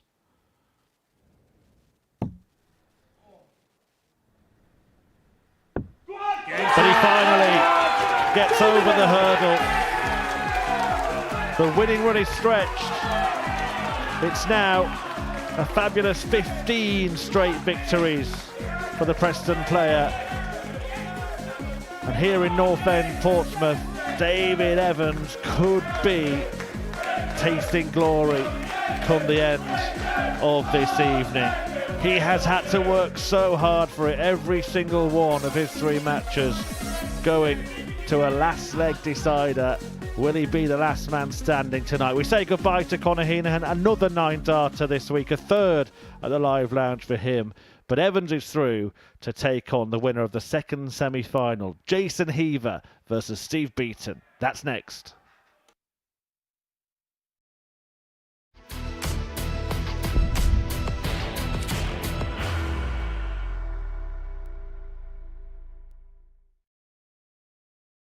Are you ready to lift that trophy, Darius? Yes. Let's do it then. Ladies and gentlemen, your Modus Super Series 9 champion is Lucky D, Darius Lewandowski!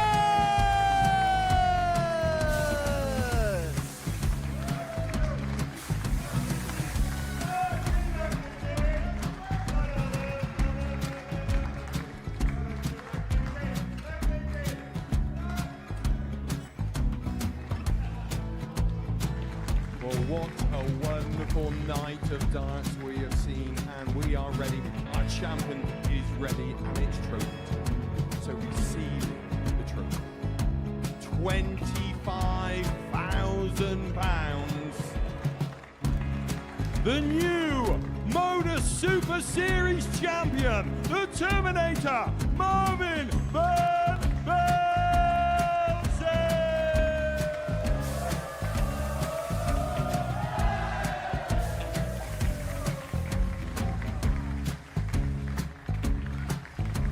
And one more time, the 8th Modus Super Series champion, the Terminator, Marvin Van Velzen. And the new Modus Super Series champion is Andreas Dirty Harrison.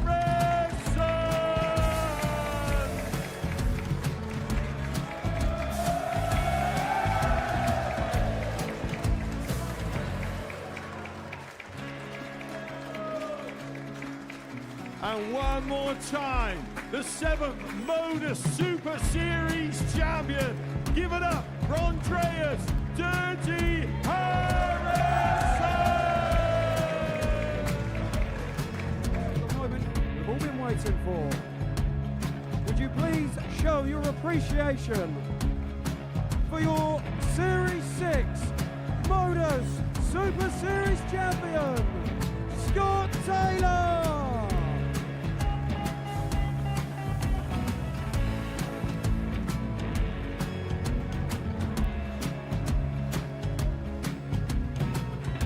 One more time, your new Modus Super Series champion.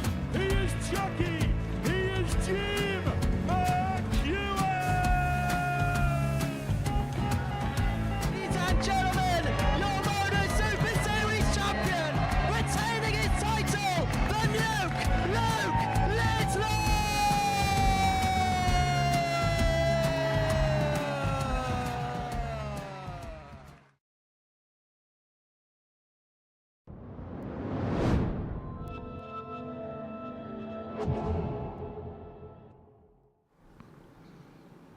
Welcome back to the Modus Super Series, where the first semi-final has been completed. David Evans has finally made it into a Super Series final. He got the better of Conor Henahan 4-3 a couple of moments ago. Our second semi-final sees the crowd favourite Jason Heaver up against an all-time legend of the sport, the bronze Adonis Steve Beaton. But only one can meet Stretch in the final match.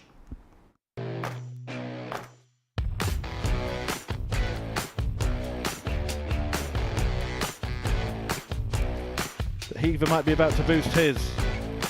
2 10s.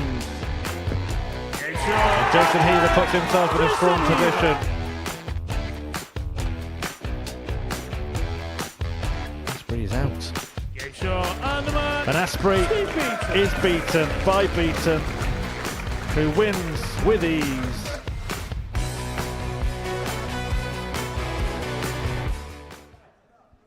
Ladies and gentlemen, welcome back to the Modus Live Lounge here in Portsmouth. It's time now for our second semi-final. Could you please welcome to the stage Tsunami, Jason Heaver, and the bronze Adonis, Steve Beaton!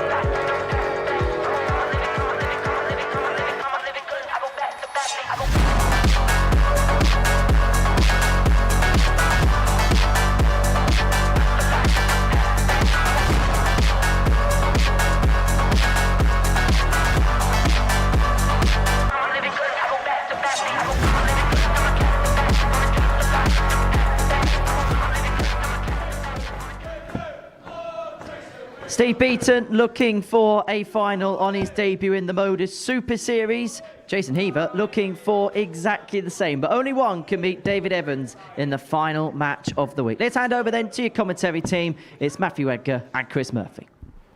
Yeah, thank you. No doubt about who the audience are hoping will win this one. It's a 50-year-old debutant who has swept in like a tsunami. Jason Heaver has been brilliant this week. He's taken on Steve Beaton, the 61-year-old Legends League runner-up and a legend.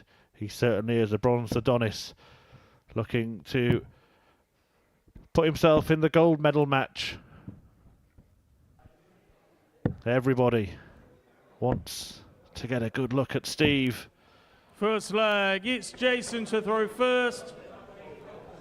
Game on. Jason Heaver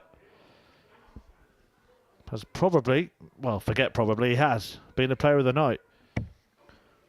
Possibly one of the stories of the week as well, and one of those really encouraging stories to anyone looking to go on the journey of the ADC to get a place here at the Super Series. 100. And I think what's so interesting is the way in which he spoke about it, because he spoke about playing people like Richie Bennett, he spoke about playing legends like Steve Beaton. However, 81. Spent 2 years on the tour and played at the Alexandra Palace.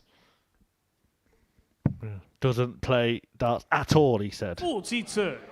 Any more? Well, if he wins 2 more games, he'll have to play some more darts in a couple of weeks at Champions Week. 81. Well, this is what it was all about for him. Playing someone like Steve Beaton on the big stage on the Saturday night in front of family and friends who've come to cheer him on. But no doubt about the quality he's up against.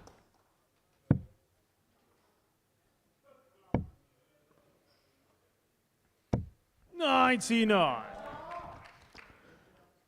And is this going to be the classic Super Series week of which we talk about? Just 41. Stay in it, do the job, qualify, get to this stage, and then produce your best.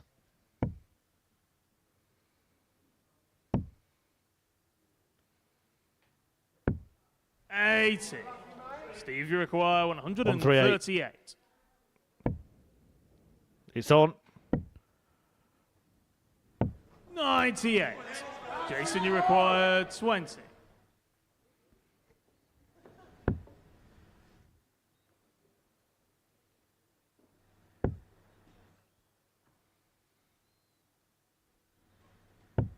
$15. Steve, you require Big 40. chance goes begging there for Jason Heaver.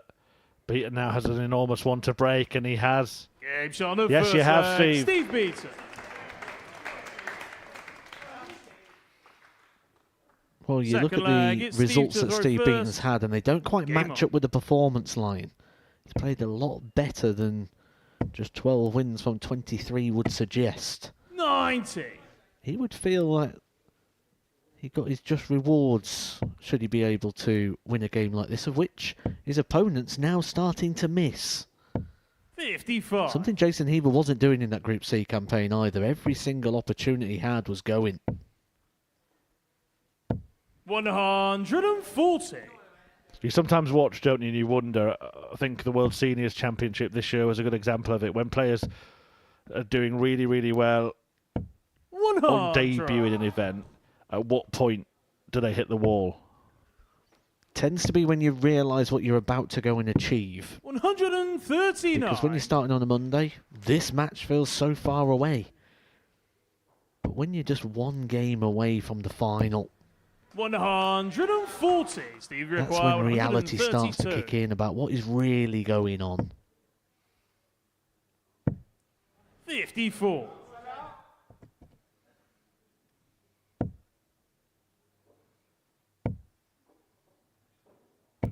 $85. Steve, you require 78.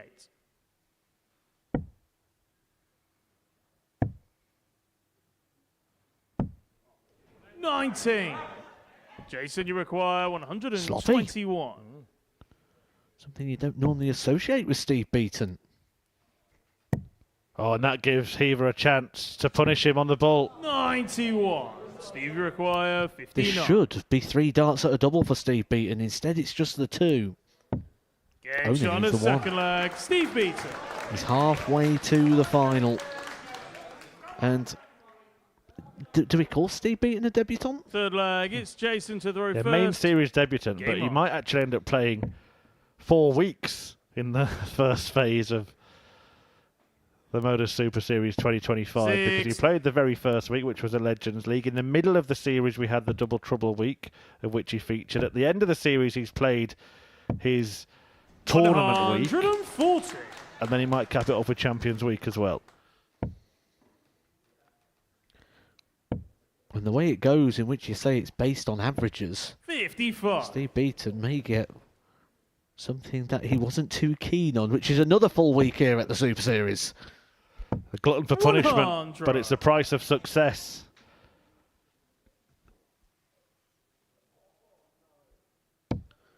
Busier than ever, he says. You can understand why. Very popular figure on the 85. exhibition circuit is Steve Beaton. Very popular here at the Super Series. 45.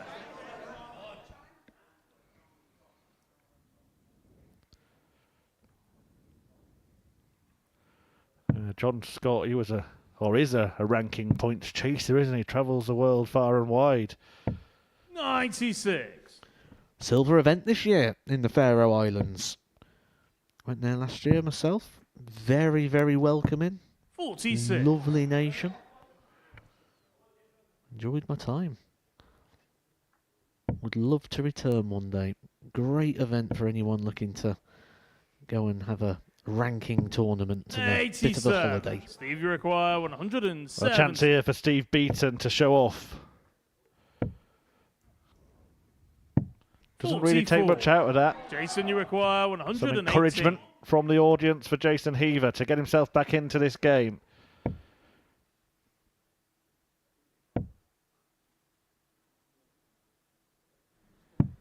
Is it the first time that he's stopped believing? 126. Is the occasion affecting Jason Heaver? It will not bother Beaton. Double 6. 120. If Jason Heaver said it was an honour to play a legend like Steve Beaton in an empty room at 9:30 on a Monday morning, imagine what it's like on a prime slot on a Saturday evening with an audience and your family and friends watching.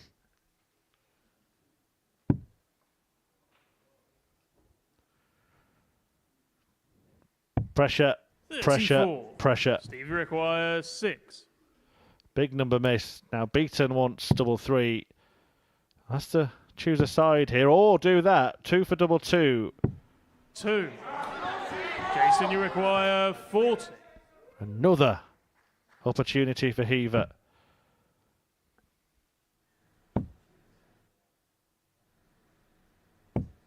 And it is just not happening. 4. 9 opportunities, 9 Game's on the darts third missed at the leg. double for Steve Jason Heaver.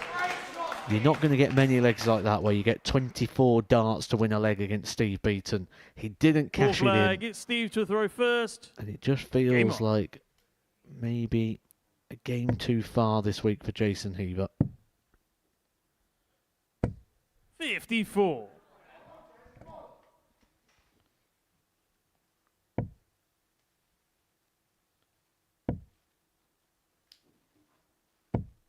$100.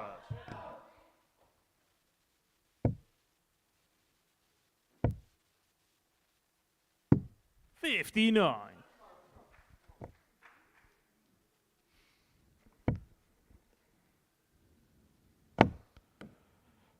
Well, even when it starts to go right, it still goes wrong. 120.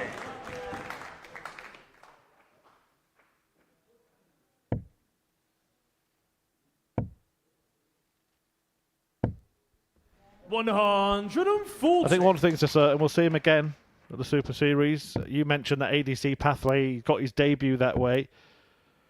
I think it's very likely that he might get a nice invitation through the post. Yeah, it's just probably over to him, isn't it? Does he want it? Does he want to be back here at the Super Series? Or 140. is he going to do what he's been doing for the last couple of years and just put the darts away? He should be very encouraged though by the performance of which he's shown this week. But it could be over, and it is. Steve Beaton through to the final after a second whitewash win of the evening. A hero of Heavers. They say never meet your heroes, but he couldn't beat his hero. As Steve Beaton gets a job done and sets up a finale against David Evans.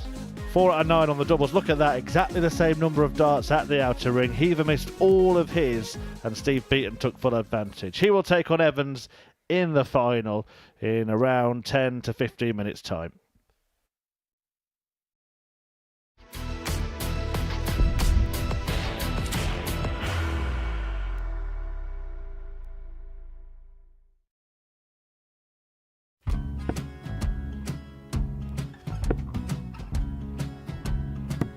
$54. Charlie McGuire, 164.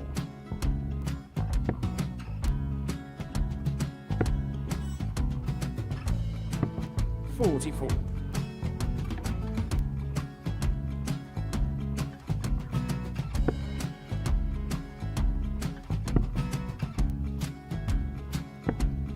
$32. Charlie require 120.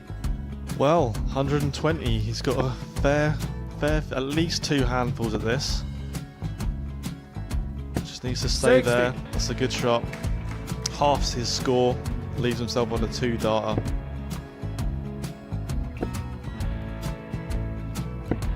$26. Charlie Time on his require side 60. to become back-to-back singles champion.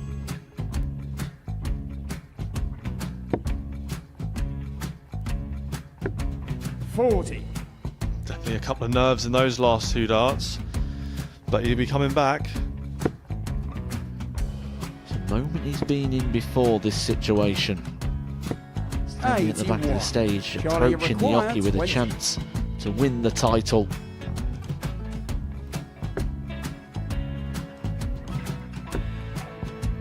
He did this to win the first title, if you remember. 11. I think he's gone. Georgia I think require he's gone to 118. bust it, maybe. The first title he won, he wanted 20. He went 6-7-7 to win it. He had a chance to replicate it again. Yeah, I get the feeling that was for a bust. And 39. on that situation there, George Scaife wasn't even 9. able to take it out going to the 18s on that switch. Yeah, I think he just panicked a bit, but he's done well to get that big one. Sometimes can be the hardest part. Georgia requires This is it. 79. It's got to be 19s. It's got to be 19s for this shot. Big 20 and a double. First one, he's going to get a match dart here.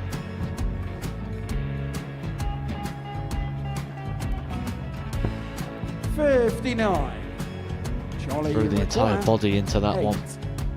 Just didn't want to let go of the dart.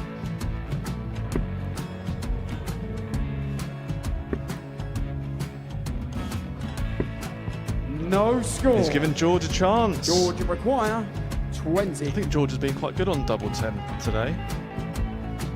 So many opportunities for Charlie Murphy. Couldn't get the job done. The match! And the Red Dragon George Modus Skate. Super Series Influencers Champion, George Skate!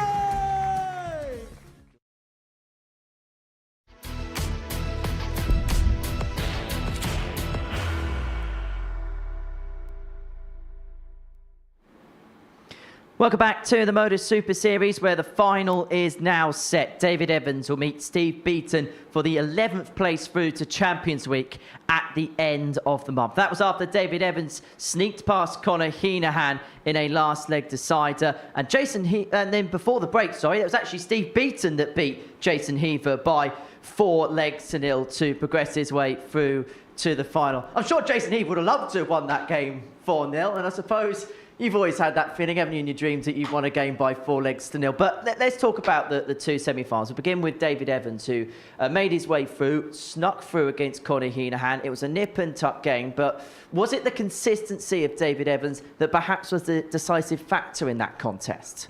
I don't think there was any consistency. I don't think either player found anything. It was nervy from the offset. David Evans, concerning his darts were dropping low. He just didn't settle at any point within that game, but he cashed in, he took his chances, and that's kind of been the story of David Evans throughout this week, and he just continues to find a way to win games. You don't have to be at your best to win games, just get the job done. Doesn't matter how. And he's got this ability to win games, by those tight margins, by those 4-3 margins. And that's been the key pillar to his success this week, hasn't it? It certainly has tonight. Every game for David Evans has been 4-3, and that's a key quality. That's a good strength.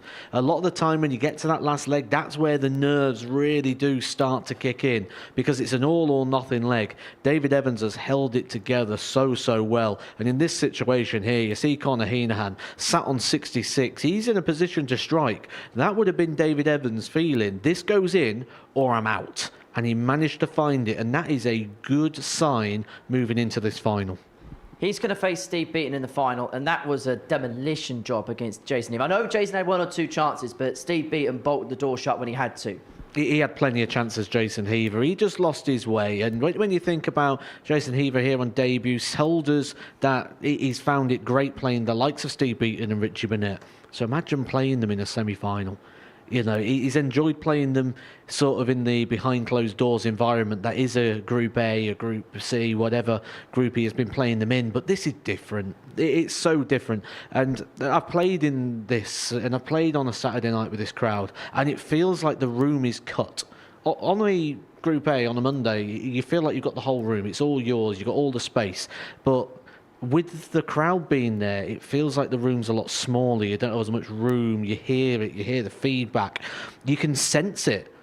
You can sense, because they want Jason to win. They was full in support for Jason Heaver, and they'll be transmitting that as well. Certainly when it's not going well, that nervous energy just got the better of him. Was it a quintessential case of Steve Beaton using his experience and using it to the hilt there? Exactly that, and he needs to, because this is day 6 for Steve Beaton. He's talked about tiredness, he's talked about fatigue. It's all experience now, it's all autopilot. He's got to dig in and see what's left, and, well, it was a good performance when he needed it at the right times, an average in the mid-80s. He'll probably feel there's more gears to go, and I think Steve Beaton going into this will probably just about be the favourite, despite the winning run of David Evans. So Steve Beaton into a final here at the Live Lounge in Portsmouth. Now, we'll talk more about that game between the pair in just a second. But before we do that, let's have a look ahead as to what's happening next week here on the South Coast. Group A will see John Henderson, the former World Seniors champion, in action. Keegan Brown looking to become the second commentator this series to qualify for Champions League other than Devon Peterson. Jared Cole is looking to become the first ever spotter to qualify for Champions League. But I want to talk about Christian Perez, somebody who dropped off tour at the end of last year. Obviously struggled initially with visa problems, but he's made some real inroads in tournaments on the WDF circuit, the ADC circuit. He could cause some real problems here, couldn't he? I think in every environment he's played in, he's always described as dangerous. I think here he's not dangerous. I think here you look at him and go, he's a winner. He's the man to beat. How does he handle that, though? Because everywhere he's gone into, he's always gone in as one of like the most lively underdogs, one of the lively contenders. But what's it like when the eyes are on you? What's it like when you become the player to beat? You become the person with a target on your back. When the hunter becomes the hunted, that's going to be an interesting watch. Yeah, and we're going to be watching all of the action Monday morning from 9:30 a.m. here on Pluto TV. Right, we've got a final to look ahead to here, though, in Week 11. This is what's happened this evening. In the semi-finals, David Evans got the better of Conor Henahan by 4-3, while Steve Beaton got the better of Jason Heaver by 4-0 in the second semi-final. So the final's going to see David Evans and Steve Beaton go head-to-head. And I suppose the week is ending how it began, because it was these two players that were going head-to-head in Group A for the glory there. It was David Evans that won out on that particular occasion, but maybe Steve Beaton is playing the long game this week. For whatever reason, this feels like the right final. This feels like the final we're destined to have. This feels like the final that we probably wanted to see. Steve Beaton, the marquee name, taking on David Evans, who's been on the tour. He's had some good performances, looking to kickstart his season, playing well here, doing the business, doing the job. He was the player as well that at the start of the week, when the odds came up, you asked me to make a prediction. I said David Evans represented good value at 11-1. And that makes me have to stick with him here, despite the fact he's going up against a very tough contender. You mentioned this to kick off Steve Beaton's season if he was to win tonight. What is success for Steve Beaton in 2025? Winning a seniors title, I'd probably say, is it, because I don't think this season for Steve Beaton is about competitive darts. I think this season for Steve Beaton is about playing darts, enjoying darts, in new environments. And we know that he's sort of dead-ending his season in the fact that there's not that pathway to move on to future things. In next year, I do think we'll see him at Q School. I think that we'll see him on the Challenge Tour. And then that will open up other doors. Because he does well get on the Pro Tour. It opens up the door of Alexandra Palace. It opens up further progression. But I think this year, this is sort of the pinnacle for Steve Beaton, winning here at the Super Series and winning a seniors title.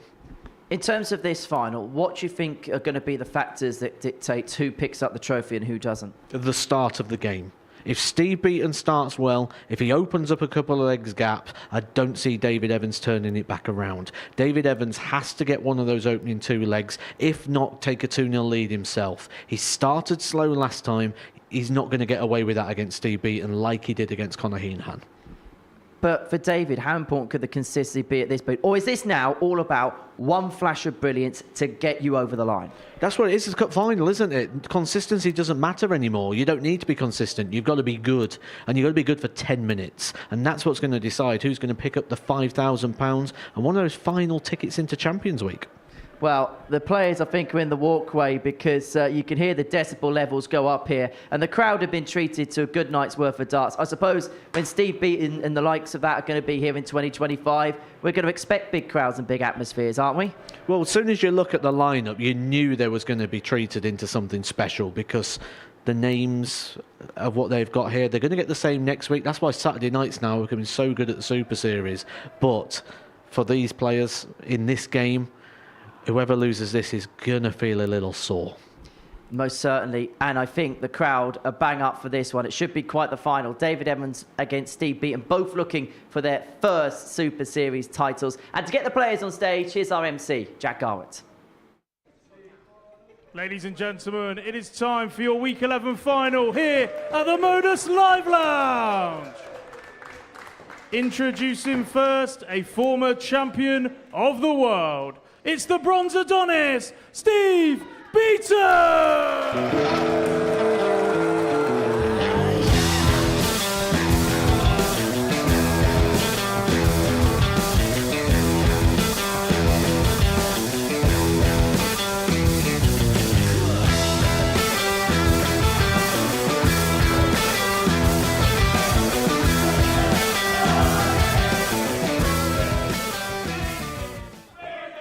and his opponent into his first Saturday night final here at the Live Lounge. It's Stretch David Evans!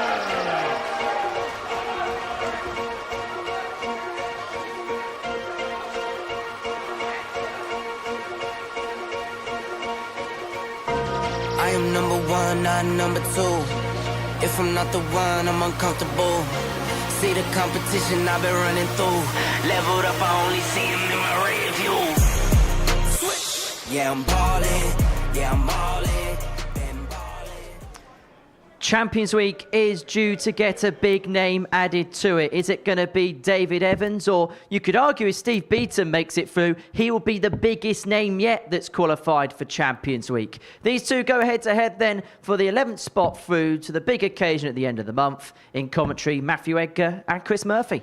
Yeah, the right final, Matthew Edgar said, and I think I would concur with that. Steve Beaton got a brilliant win over David Evans, 4-0 when they met on Monday, but Evans winning their meetings following that and carried on winning, didn't he?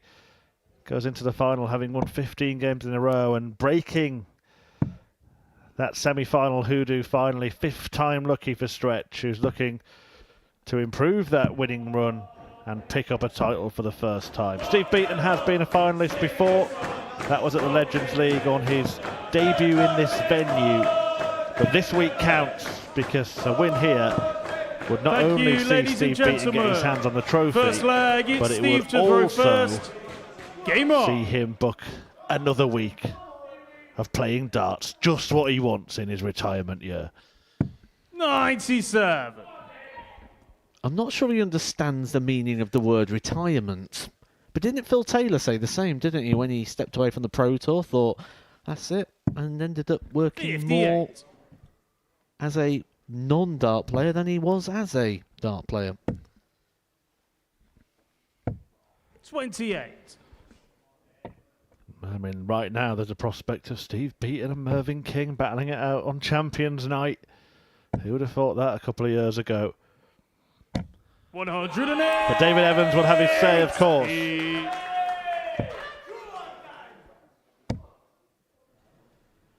What an answer.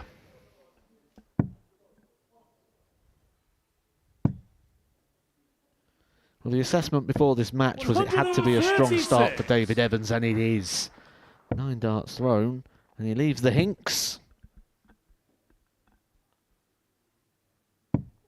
84. David, you require 127.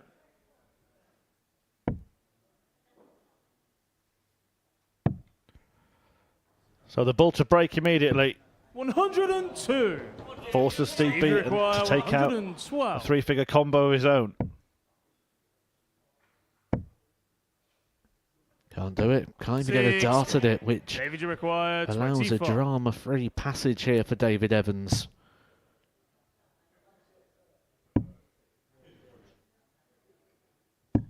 Nine. Steve, you require 52.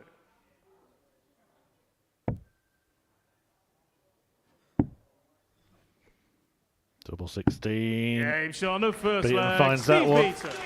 So holds on to his throat. Second leg, it's David to throw first. Game on. David Evans hit the maximum. He probably thought he was going to give himself an opportunity there. Got the opportunity, wasn't able to take it. 100. Conor Henahan. Sad departure for him, losing out to David Evans 4-3. 100.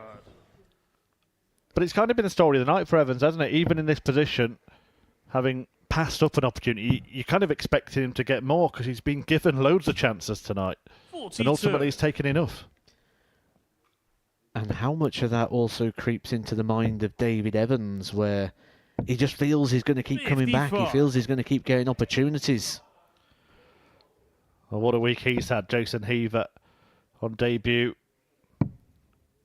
came to a crashing end when Beaton beat him up really 96. 4-0 in that semi-final.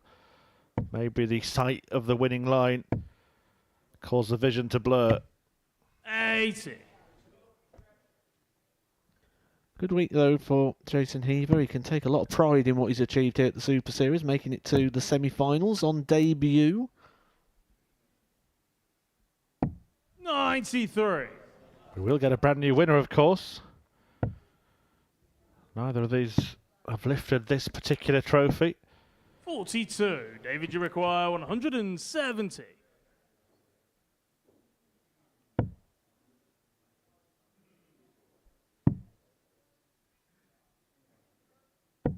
$57. Well, he could have taken a bit more off that. It's just left it slightly vulnerable to a Steve Beaton assault here. 125. Gets himself down, but it's still a 3 darts off of Steve Beaton on the ice cream finish. Triple 18. Now, Steve Beaton's going to get an opportunity for that very dangerous position that we said David Evans needed to avoid, and that is losing in the opening couple of legs. Could go for tops. That was the intention. 59. David, you require 22. Well, David Evans miscounted, didn't he? Only when he heard the referee Jack Garwood call 22 did he realise that's what he needed to go for, and then he thought he got it in.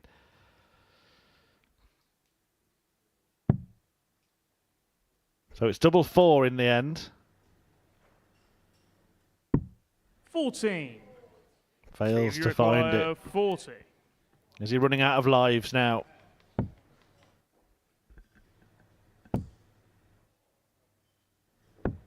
$20. David, you require 8. Eyebrow raising miss from the bronzed Adonis. But when you talk about misses, David Evans has already missed 5 darts at a double. Game shot on his second leg. David Evans.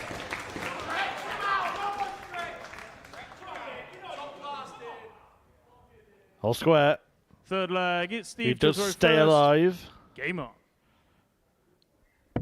Good bit of composure there as well for David Evans, wasn't he? He wasn't ready. He wasn't set. 140. Just took a step back, took an extra moment. Couple of deep inhales of breath. Try and control the heart rate. This is a very big moment for David Evans. 100.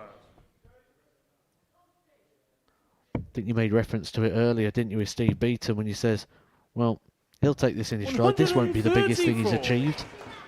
For David Evans, this would be right up there alongside his Challenge Tour Order of Merit topping.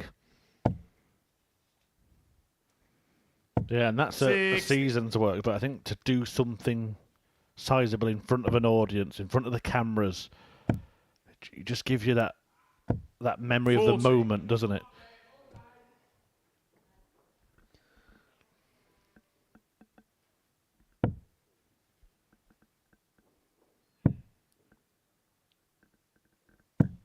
$58.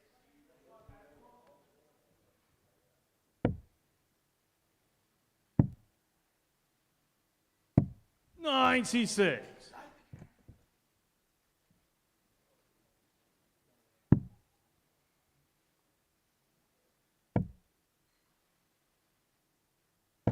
$99. Steve require 91. Edging closer. If he can take this out, he's got a bit of time on his side.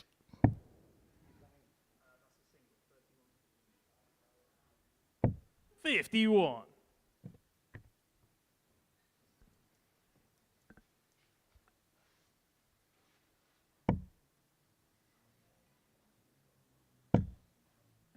Well, that time's starting to reduce for Steve Beaton. 98. Steve require 40. Game shot on the third leg. Steve Beaton. This could be a scenario very similar to the one we had last week. David Davies lost to Jimmy Van Skeet in the group stage and then came back to beat him in the final later on. These two played earlier on in the group stages. David Evans winning 4-3 on that occasion. And I can tell you, after being in this scenario myself, you do feel a little bit bitter about it. When you beat someone on a finals night and then they come and beat you back in the final game. Yeah, one of the little quirks of this format. Of course, it's not a straight knockout, so just by beating someone doesn't mean you get rid of them.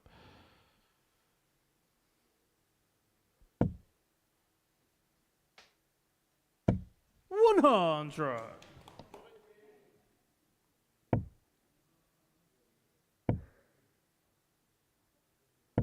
125. And it's not like he hasn't beaten more than once this week either, is it? That was a hat-trick of victories for Evans over Beaton. But still very much in this 92. match. The final has legs to go yet.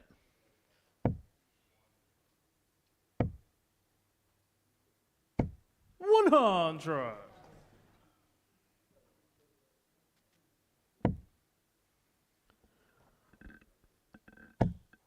Just feels like Steve Beaton's taking it in his stride, where David Evans is literally living and breathing every single dart, every single moment. 100. David, you require 110. 110. Can't be done after that wayward dart. And now Beaton's got a decision to make on the 91. Does the 61-year-old go the old school route? Bullseye for starters. He has been doing this week and he continues to do so, but doesn't even get the 25. Can he find a bailout job? Oh, he could. Game shot on a 4 flag. Steve Beaton. Wow. A rescue act from Steve Beaton. And that would have hurt David Evans watching how it unfolded. And now he really has to pull off a miracle because Steve Beaton has a throw to win a week at the Modus Super Series.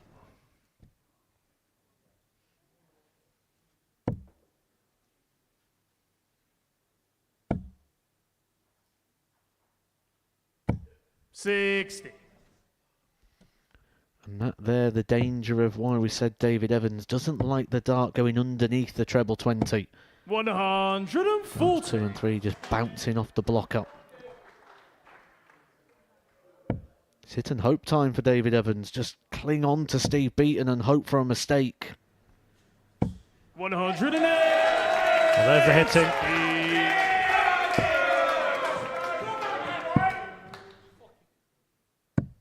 81. Well, there was still a bit of noise there while Steve Beaton was throwing, but to be honest, he didn't look fazed by it at all, did he? He'll be used to it, won't he, Steve Beaton? He's been around it. 97. Well, for the last 30 or so years.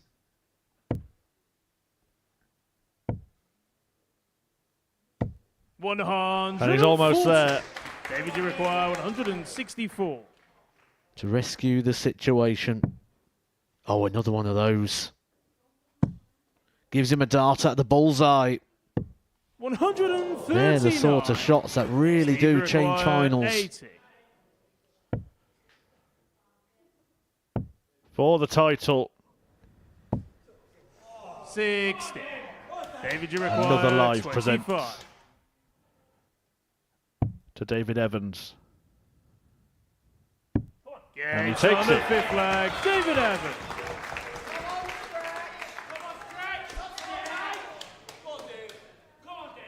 Sixth flag, it's David to throw first. Game on. Every game involving David Evans this evening has gone to a 4-3 scoreline. And every game has gone the way of David Evans. 100. There are good signs, there are positive signs. But what should be a very confident man. He'll feel like he can do no wrong. 140.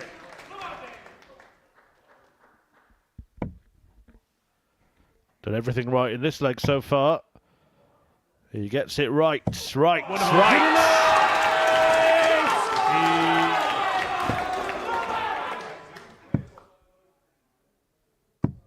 81. We have David, never you require witnessed 141. a perfect leg in front of an audience at the Live Lounge in Portsmouth. And we won't see one now. Now head needs to be straight back on. Forget the 9-darter. Just win the leg. 83. This would have been what he'd have dreamt of at the start. Take Steve Beaton all the way. And also, fire a warning shot to Steve. 96. David, you require 58. What a leg this is from David Evans. Potentially 11 darter. But if he is to win the match, he's going to win 4-3 again, isn't he? Every single match he's won tonight has gone the distance. 38. He will return to try and level this one up.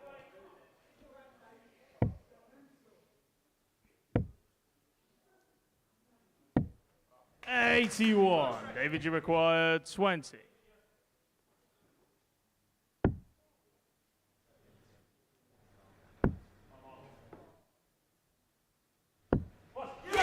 Last start in hand, and it comes down to the last leg. David Evans scraps himself back in it once again, and once again he finds himself in a last leg decider. Steve chasing around the board, doesn't find a treble. David Evans, here is your chance to make a mark. Keeps the height on the dart, can build, can work off it. Pulls it low. 59. Doesn't take advantage of the drive, is it, from Steve Beaton? 46. Take two. And that's a perfectly pitched arrow for Evans, followed by another. Is that the moment that turns the tide, that turns the night, that turns the week in his favour? Maximum number 5 for David Evans in this final.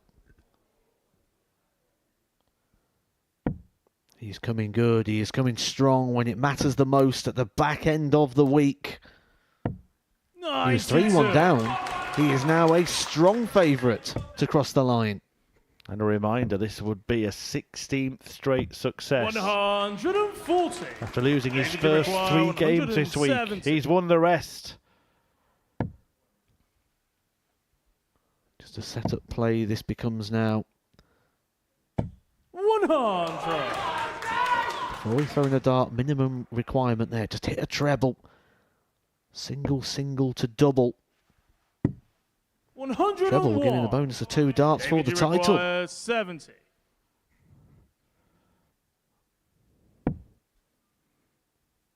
Well, he's in that position again like he was in the semi, feeling he has to hit. 35. I think you could hear him shout rubbish, and Steve Beaton will be hoping to punish and prevail. I think he shouted it before it even hit the board. Bull for Beaton. 42. David, you require 35. After 4 semi-final defeats, finds himself in the final for the first time, winning 15 matches in a row, winning all of his games 4-3 tonight, including the final. Good Evans, it's David's day at the Super Series.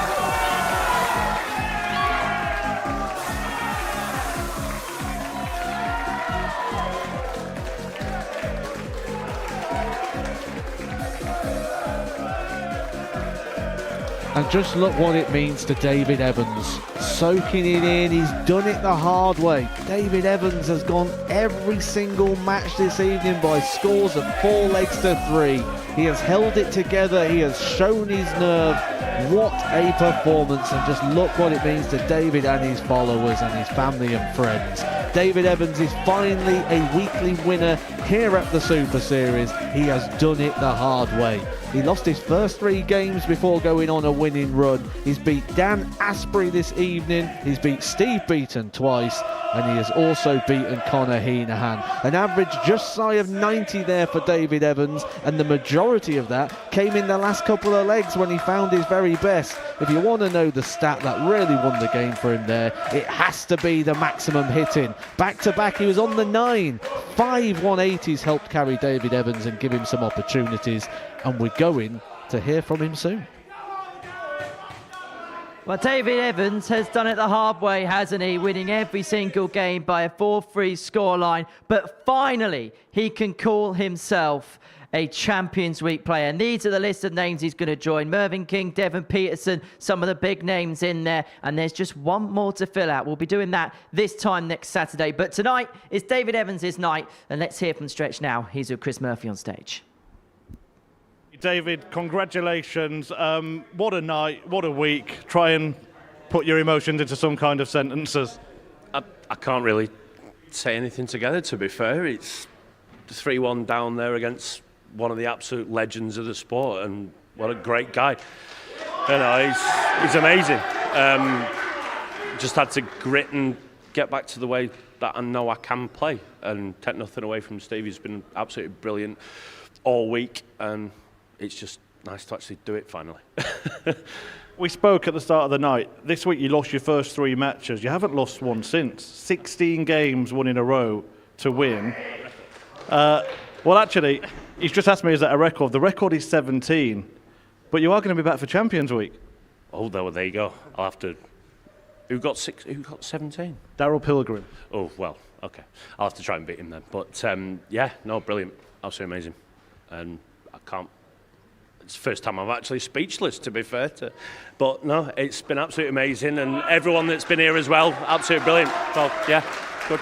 Yeah, plenty of support for you as well. What does it mean to win in front of them? It's been amazing. I mean, my wife's come down. My two really good friends. He says boyfriend, but you know he's not. But you know, he might be later. Anyway. But I've also had the support of Jason Heaver's family and also everyone else as well, because my wife used to play darts with Jason's family, and I've had the support of everyone, so it's good. Look, we're going to give you your moment in a second, but you're still going to have work to do. It's £5,000 tonight. It could be £25,000 at Champions Week, and it is just around the corner. You must be feeling ultra confident going into it on this form. Yeah, I mean, if I can... Don't get me wrong, I got lucky in a few games, but if I can bring my form back that years ago, 5 years ago, 6 years ago, when I eventually won my tour card through the Challenge Tour, won 2 of those, semi-finals, finals, if I can bring that there, then yeah, I've got a good chance.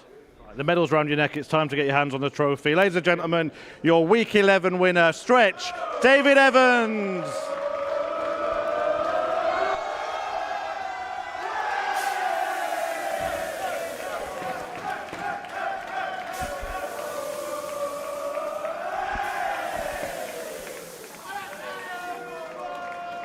Well, he's been waiting a long time for that moment, has David Evans. When he walked through the doors here a couple of years ago, I think there was an expectation that he was going to be lifting 1 or 2 of these. It's taken him a little while to finally get there, but the mountain has been climbed, and it's fair to say that he is soaking up every single moment of it.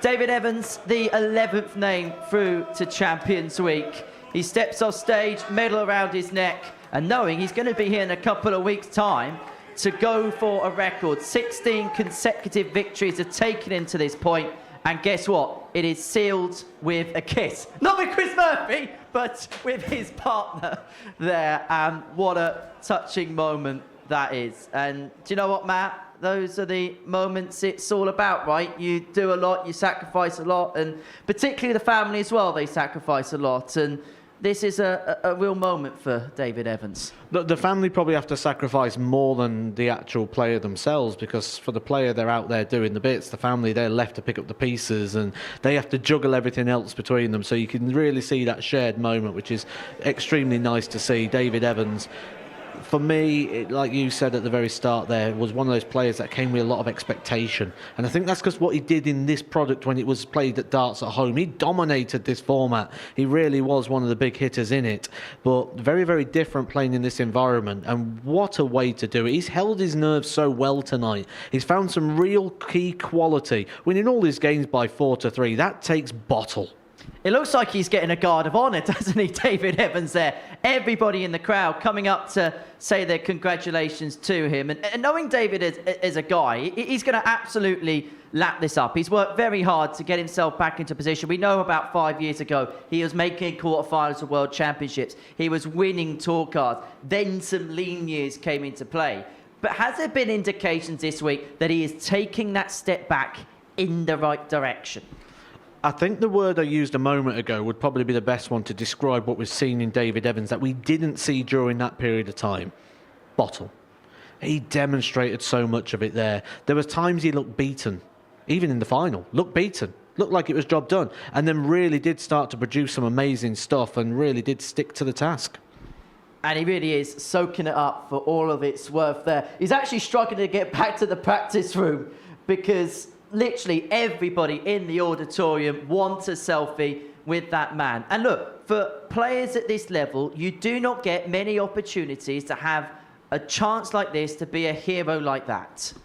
And that's what he is tonight. And that, though, unfortunately for David Evans, in the time of where he has won this, he's not going to be a hero for long. He's got a week, and then we're into the big time. We're into Champions Week. We're in for the big money match. The £25,000 week is on the horizon. So he's not got too long to enjoy this. He can take the long drive back to Preston, and he's going to have to start planning very quickly. In terms of the final itself, Steve obviously stretched the lead. What did David do so well in terms of the comeback?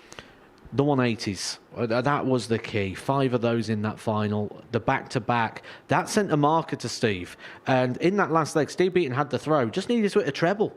Just needed, and he went 6 darts without a treble. And some of that is probably due to the fact of what David Evans just reminded him of the quality of which he possesses. The back-to-back 180s was impactful, and it gave him the opportunity. And in that final leg as well, finding another, that is sheer class.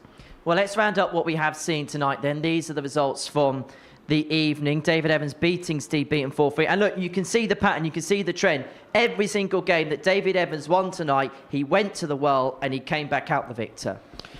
Tough to do. If you look at those sort of last leg shootouts, you'd probably say you give yourself on average a 50-50 sort of shot of winning in those environments if you've got the throw slightly over the top. And to win every single one of them, I don't think I've ever seen that before. Certainly not here at the Super Series. And certainly under the sort of pressure which David Evans was, especially in a final, playing a legend like Steve Beaton. He held it together so well. And Steve had a match start himself. We can't forget that. A dart of the bullseye, hit the flight on the way through. David Evans nodding along in the back, thought it was job done, but he got the chance, shown composure. The word I've used so much for David tonight. He sinks to his haunches. But what we didn't see in that VT was the fact the first match dart was a wild one at double top. And it could be very easy to think, was he beginning to crumble under the pressure here? He knew he didn't throw it right as well. He called out rubbish, and it almost felt like we heard that at the same time it hit the board. He knew he didn't throw it. He knew he caught the dart wrong, and the release was off. And with that, to be able to find that composure, to be able to come back next time and have a perfect visit, it's brilliant from David Evans. He's shown a lot of character tonight and shown a lot of what maybe the ingredients he's lacked over the last few months. We don't quite know where David Evans is going to be placed. He definitely hasn't got the highest average of the weekly winners so far. But when we talk about some of the key qualities that he's got, does that make him dangerous when we get to week 13? Oh, 100%, absolutely. And when you look at the field of which he's going to be in there with, David Evans is going to look at that and nothing's going to scare him. He's played on the Pro Tour. Now he's a winner here at the Super Series. He's going to look at that field and think, I'm not worried about any of you. He'll probably be looking at that thinking they're now going to fear him, especially the fact he's going into Champions Week with a side story now where he's chasing down that record of Darryl Pilgrim, looking to get the longest running win of any player. We're not going to see you again until Champions. I just want to get your reflections on the field that we've got for it so far and some of the players that you may look at and think are possible favourites or people that could maybe go a long way in it. Mervyn King's going to be the favourite. I'm almost certain of that. Depending on what happens next week with John Henderson, of course. I think if John Henderson's there, that may throw Mervyn King out of favouritism or make joint favourites. Mervyn King's going to be the man with the eyes on him, but, I mean, everyone's there for a reason. They're all there because they're good enough to win a week. So we've got some key ingredients. Reece Robinson, always a lively contender. Sam Spivey, another one emerging through the pack. We've got young Jensen Walker. No scar tissue, enjoying his darts, loving it. There's so many ingredients there to provide us a really good, fantastic Champions Week. But still, you've got to say Mervyn King's the man to beat. Very quickly, because we've got a minute left, what's been your overall thoughts on tonight? Really enjoyed it. Been a lively crowd in here. It's been a great atmosphere. This is what Saturday nights are becoming now at the Super Series. It is really getting to be a great environment, and it really is now starting to be one of those atmospheres that people really do need to come down and sample. Well, David Evans certainly sampling the toast of the crowd here at the Live Lounge in Portsmouth. One thing that you see, the players enjoying themselves and congratulating the champion there, Conor Henahan, amongst them. Certainly been a fun night here at the Live Lounge in Portsmouth. Another good week in your company, Matt. Really do enjoy it, as ever. Shall see you in a few weeks' time. Plenty coming up across Pluto TV. When we're done, well, you get to see a little bit more of Adrian Gray. And he's going to be pranked by Owen Binks, poor soul. That's the latest of our series on Pluto TV. Plenty else coming up as well. Tomorrow from 12, we'll have the latest edition of the Tungsten Talk. That's going to be featuring the reigning ADC Global Champion, Devon Peterson. Remember, that's back in December here on Pluto TV. The Live Darts is back on Monday morning, 9:30. We get underway in week 12. John Henderson looking to win a second week 12 in his Super Series career. And then it all builds up to Champions Week. Gets underway a week Monday, the 21st of April, the Easter Bank Holiday Monday. And it comes to a close, a culmination on Saturday, April the 26th. We know that Darius Labanauskas isn't going to retain the title, but who is going to pick it up? We'll find out from 7:30 p.m. That is in a couple of weeks' time. And everything very much is building up to that now here at the Live Lounge in Portsmouth. Just one more name to fill out in the hat for that in a couple of weeks' time. But as far as tonight is concerned, well, David Evans, well, he was just a stretch too far for the rest of the field. He's qualified for a first ever Champions Week. From all of us here, take care. We'll see you Monday. Bye-bye for now. Dramatic, nail-biting opener. David Evans is the one to hit the winning double. It's a strong start from Conor Henahan. And Aspbury is beaten by Beaton. He's just got to stand and hope that Jason Heaver can't find tops, but he can.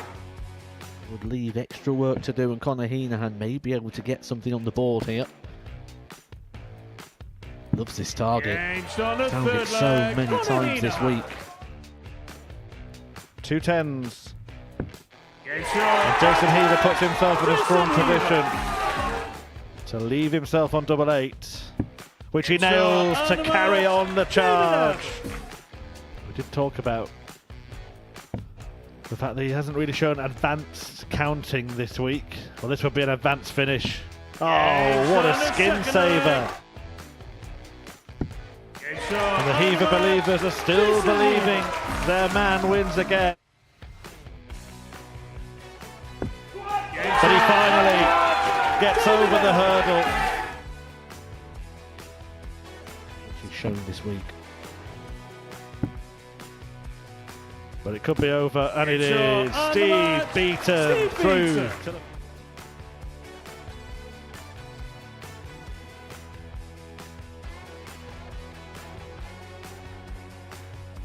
Four semi-final defeats, finds himself in the final for the first time, winning 15 matches in a row, winning all of his games 4-3 tonight, including the final. Good Evans, it's David's day at the Super Series.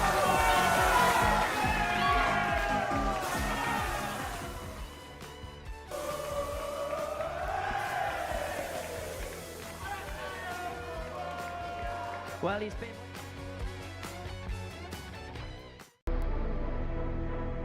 What a finish! What a man! The drum roll finishes, and the target is hit.